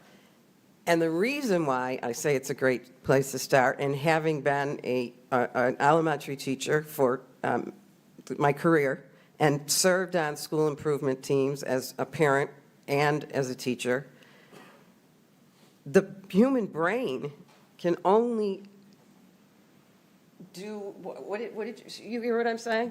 So You're speaking of cognitive load. Yes, Yeah. thank you. So, there's so many connecting pieces to what a teacher's doing in the classroom that in order to protect that cognitive overload and the teacher and the children in the classroom, we need to be very mindful the amount of newness or strategies, whatever that word might be, so we aren't burdening our teachers or burdening our students. So, thank you, Megan, for saying that earlier. Sure. Just one point that I think is really important that we found, particularly with the implementation of ArtCore, which is part of like all of this going on, is the direct correlation between the math achievement in the classrooms where the implementation of ArtCore was being piloted. There was connection to that, which is supportive of your point. Thank you. Any other questions, comments? Mr. Bongorio? So that's exactly Tracy's, sorry, cognitive overload. Tracy's point is exactly the key, one of the key elements behind the concept of direct instruction. It's reducing that cognitive load for students, especially at foundational levels where they're trying to learn the grounding information. There's so much time to expand beyond that once they have adopted, assimilated, and become fluent in the basic knowledge. And yet, the state education department, again, has repeatedly emphasized the discovery approach, and I hear that here almost all the time. But again, we're moving to the ArtCore, which is really dependent. The key principles of that are explicit instruction, direct instruction. And when I look at what I saw in, I think it was one of these particular school improvement plans was the Try, Discuss, Connect program in math. And one of the key elements of that is that teachers should resist the urge to provide corrective guidance to students. And that is disquieting to me because it goes against that concept of overburdening a student who's trying to learn the basics with what they should be taught. And that's the reason that I feel an obligation to understand better what we're really doing, because I go back to the data about our achievement. We all agree that we need improvement. It's an equity issue. From our last iReady measures that were presented, our reading and math were both right around 50% at grade level for the general population. Black students were about half that. So we should be doing a lot to try to do the most efficient things in the most productive ways for all of our students and for those students who are struggling the most. I just want to make a point, the strategy that's in there, the Try, Discuss, Connect, I want to just be careful when you pull out a phrase and a word out of a strategy, that doesn't mean that's absent of direct instruction. So a strategy might be used during part of a lesson where there's a lot of direct instruction added in or part of that lesson. And the reason that that strategy was identified was because of the success and the improvement, particularly in the data, from some of the classrooms and schools that had targeted the use of that. So I think that's where we get into this like specific nature, and we pull out something and make an assumption in our head around what is or isn't happening in that classroom, which is what we want our teachers to be doing and what we want happening in the PLCs. So. Vice President Farmer? Thank you. Mark, I just want to clarify, did you say that if direct instruction, if a teacher's using direct instruction, that cognitive overload will not take place? Could you break that down some more, please? I said that direct instruction reduces cognitive load because it is a very, it's a process that breaks down, uses chunking and retrieval practices that keep bringing kids back to the basics, starting in small pieces, not putting them in a scenario of, how would you solve this problem? And you might not even know what the problem is. And, Sure. and, yeah. To the superintendent's point, I understand that there might be other things. I'm going by what was provided, information that was provided to me by the district when I asked about what guided our math program. So I'm going by the information that I was given. I don't think that's what Todd. It was the research backing it. It was, I'll share the information with you for clarity. Vice President Farmer? So I guess I would say, and you and I have had these conversations often, I would say that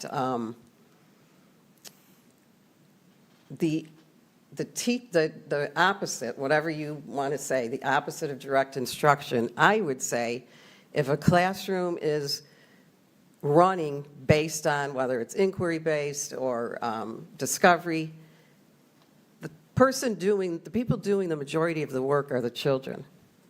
The teacher is more of a facilitator throughout that work. So for me, my understanding with direct instruction and having engaged in it, it was more of a, what do you keep calling it? Cognitive load? More of a cognitive load with the direct instruction versus all the other kinds you mentioned. So that's my sight and my experience over the years. And the reason why I say that is because when a teacher is doing direct instruction, The teacher is doing the majority of the work, the majority of the talking, the majority of what it takes for a child to be able to even begin to understand what, the letter H might sound like. So, there we have it. Thank you. Any other comments? Question, I guess, Mr. Butler. Jeremy. So with the professional learning communities, if you had a classroom that was, where you had, certainly fidelity to the strategies that had been developed, but you had a classroom where they were getting really good results, the professional learning community is a way that other classrooms can be aware of the success that's happening in that classroom and say, I'm not getting as good results as that classroom as I wonder what they're doing. Maybe I should try some of what they're trying. Is that a fair representation of what we hope to get out of one of the things we hope to get out of professional learning communities? The whole point of that is when you're obviously clear on the standard that you're teaching, the question then is, how will you know? What will you do for the kids that understand it, enrichment? What will you do for the ones that you don't? And the whole idea is when you have that group of teachers together, they'll understand, and we have to get there, we're not there yet, that they'll be able to understand what worked in your classroom for you to get those results versus what I got those. Sometimes it's attendance, sometimes it's resources that are into that classroom that the other one doesn't have. But the idea is that which takes trust within the PLC for them to have those discussions and learn about what were those strategies that they did to get those results on a consistent basis. That's the ultimate goal to get there. And so we're trying to reshape that right now because it's been distorted throughout the years, and that's part of why we pulled in that whole guiding coalition and trying to work that in. We do believe that the PLCs is a way to almost have coherence between the academic work that we're doing and some of the behavior, because if you're talking about students, which is the whole goal of a PLC, part of that you'll be able to understand why students maybe behave. I've seen it when I was a teacher, where students may behave one way for this teacher and a completely different way for another. Part of that through a PLC is to get that understanding of what's working for, Johnny to be able to sit and learn with you and not with the other. Really, we believe strongly that PLC is the place that brings that work together and brings like coherence and not three separate focuses that people kind of lose understanding of how everything connects. So it's more of a continuous improvement kind of approach. That's language that I would use in my world, is that we're not setting it and forgetting it. We're using more of a continuous improvement approach to say what's working, what's not working, tweak, change. Which is and really improve. drastically different than what we've done. PLCs was, in some cases, a word you couldn't use because it had so many different meanings across, and we are taking that kind of courageous step forward to say we are going to reinvent these the right way, because really the research says that is probably the most effective strategy you could do across the board for the transformational change that we're looking for, that's going to have true impact through the years and not just an increase in 1 year, where we could teach the test and get the results. Thank you. Mr. Bongoria.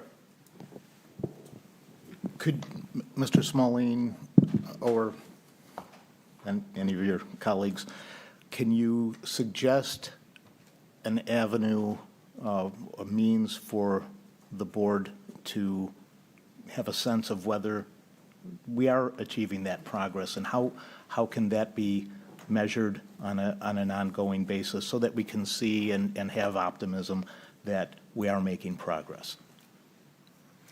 Yeah, that's an off-the-cuff question, Yeah. but I mean, I think we could look at systems that are already in place, and then could get feedback, but I know that we have quarterly updates when it comes to data that comes at certain times regarding iReady scores, different data points that I know are frequent, like quarterly, that could show growth. We try to, I think show that to some degree through our strategic plan updates.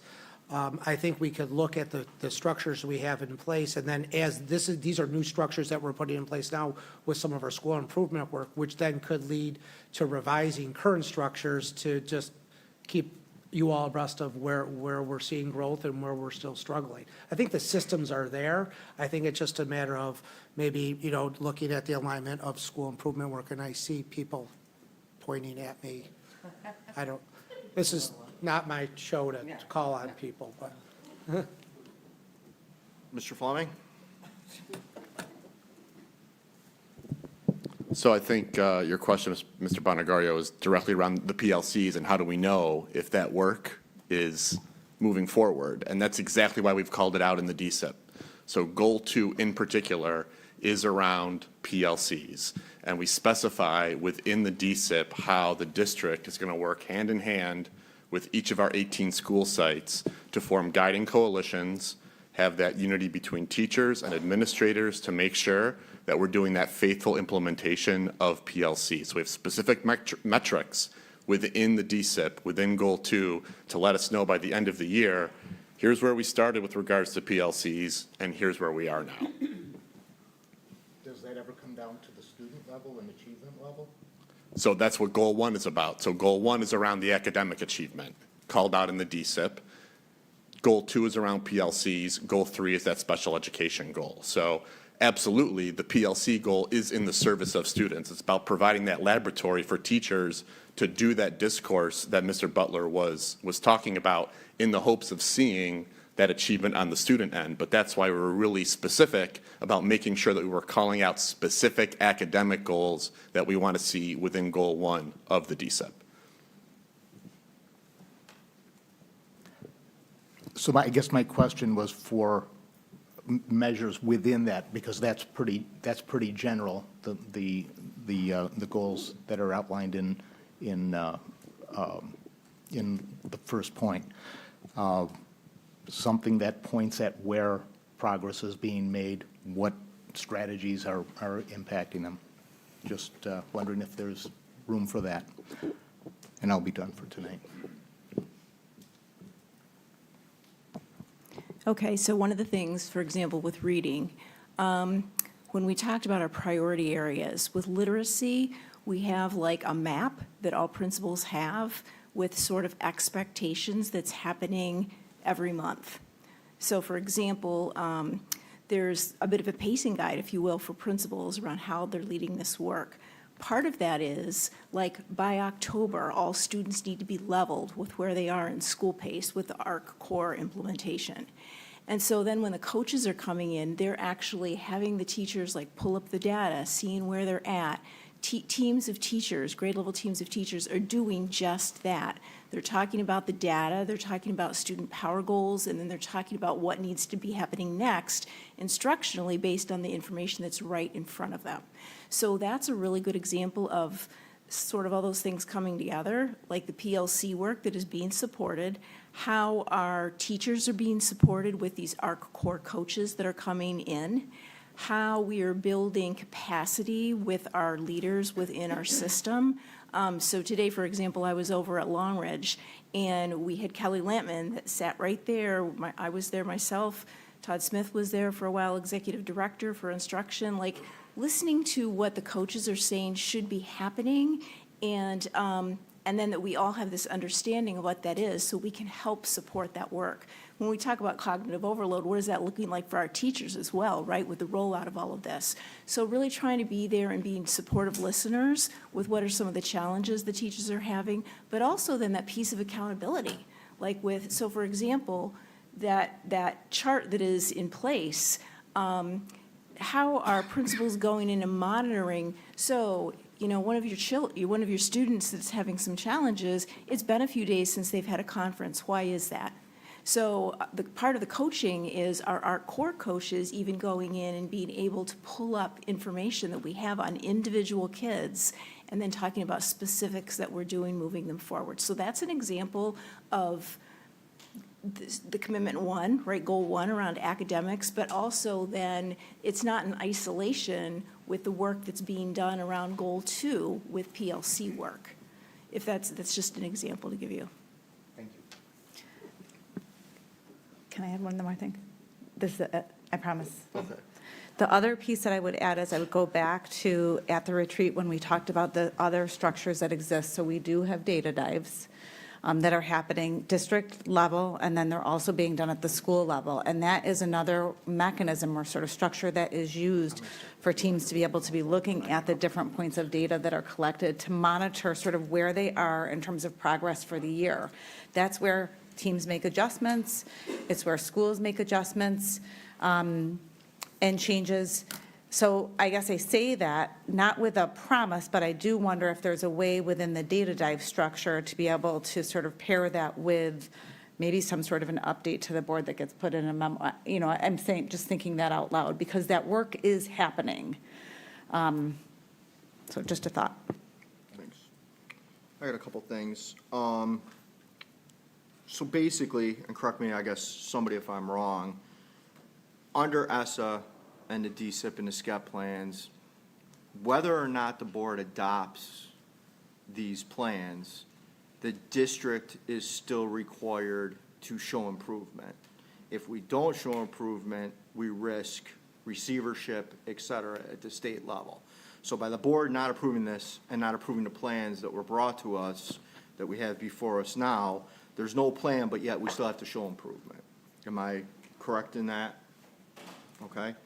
And also, there's roughly, with DSIP and SCEP plans, there's about $400,000 the district received as grant money to implement, to plan, to do all the things that we're doing with these plans. And by the board not approving them, we're risking roughly $400,000 of grant money that's went into these programs already that we jeopardize moving forward. Is that correct? That's correct.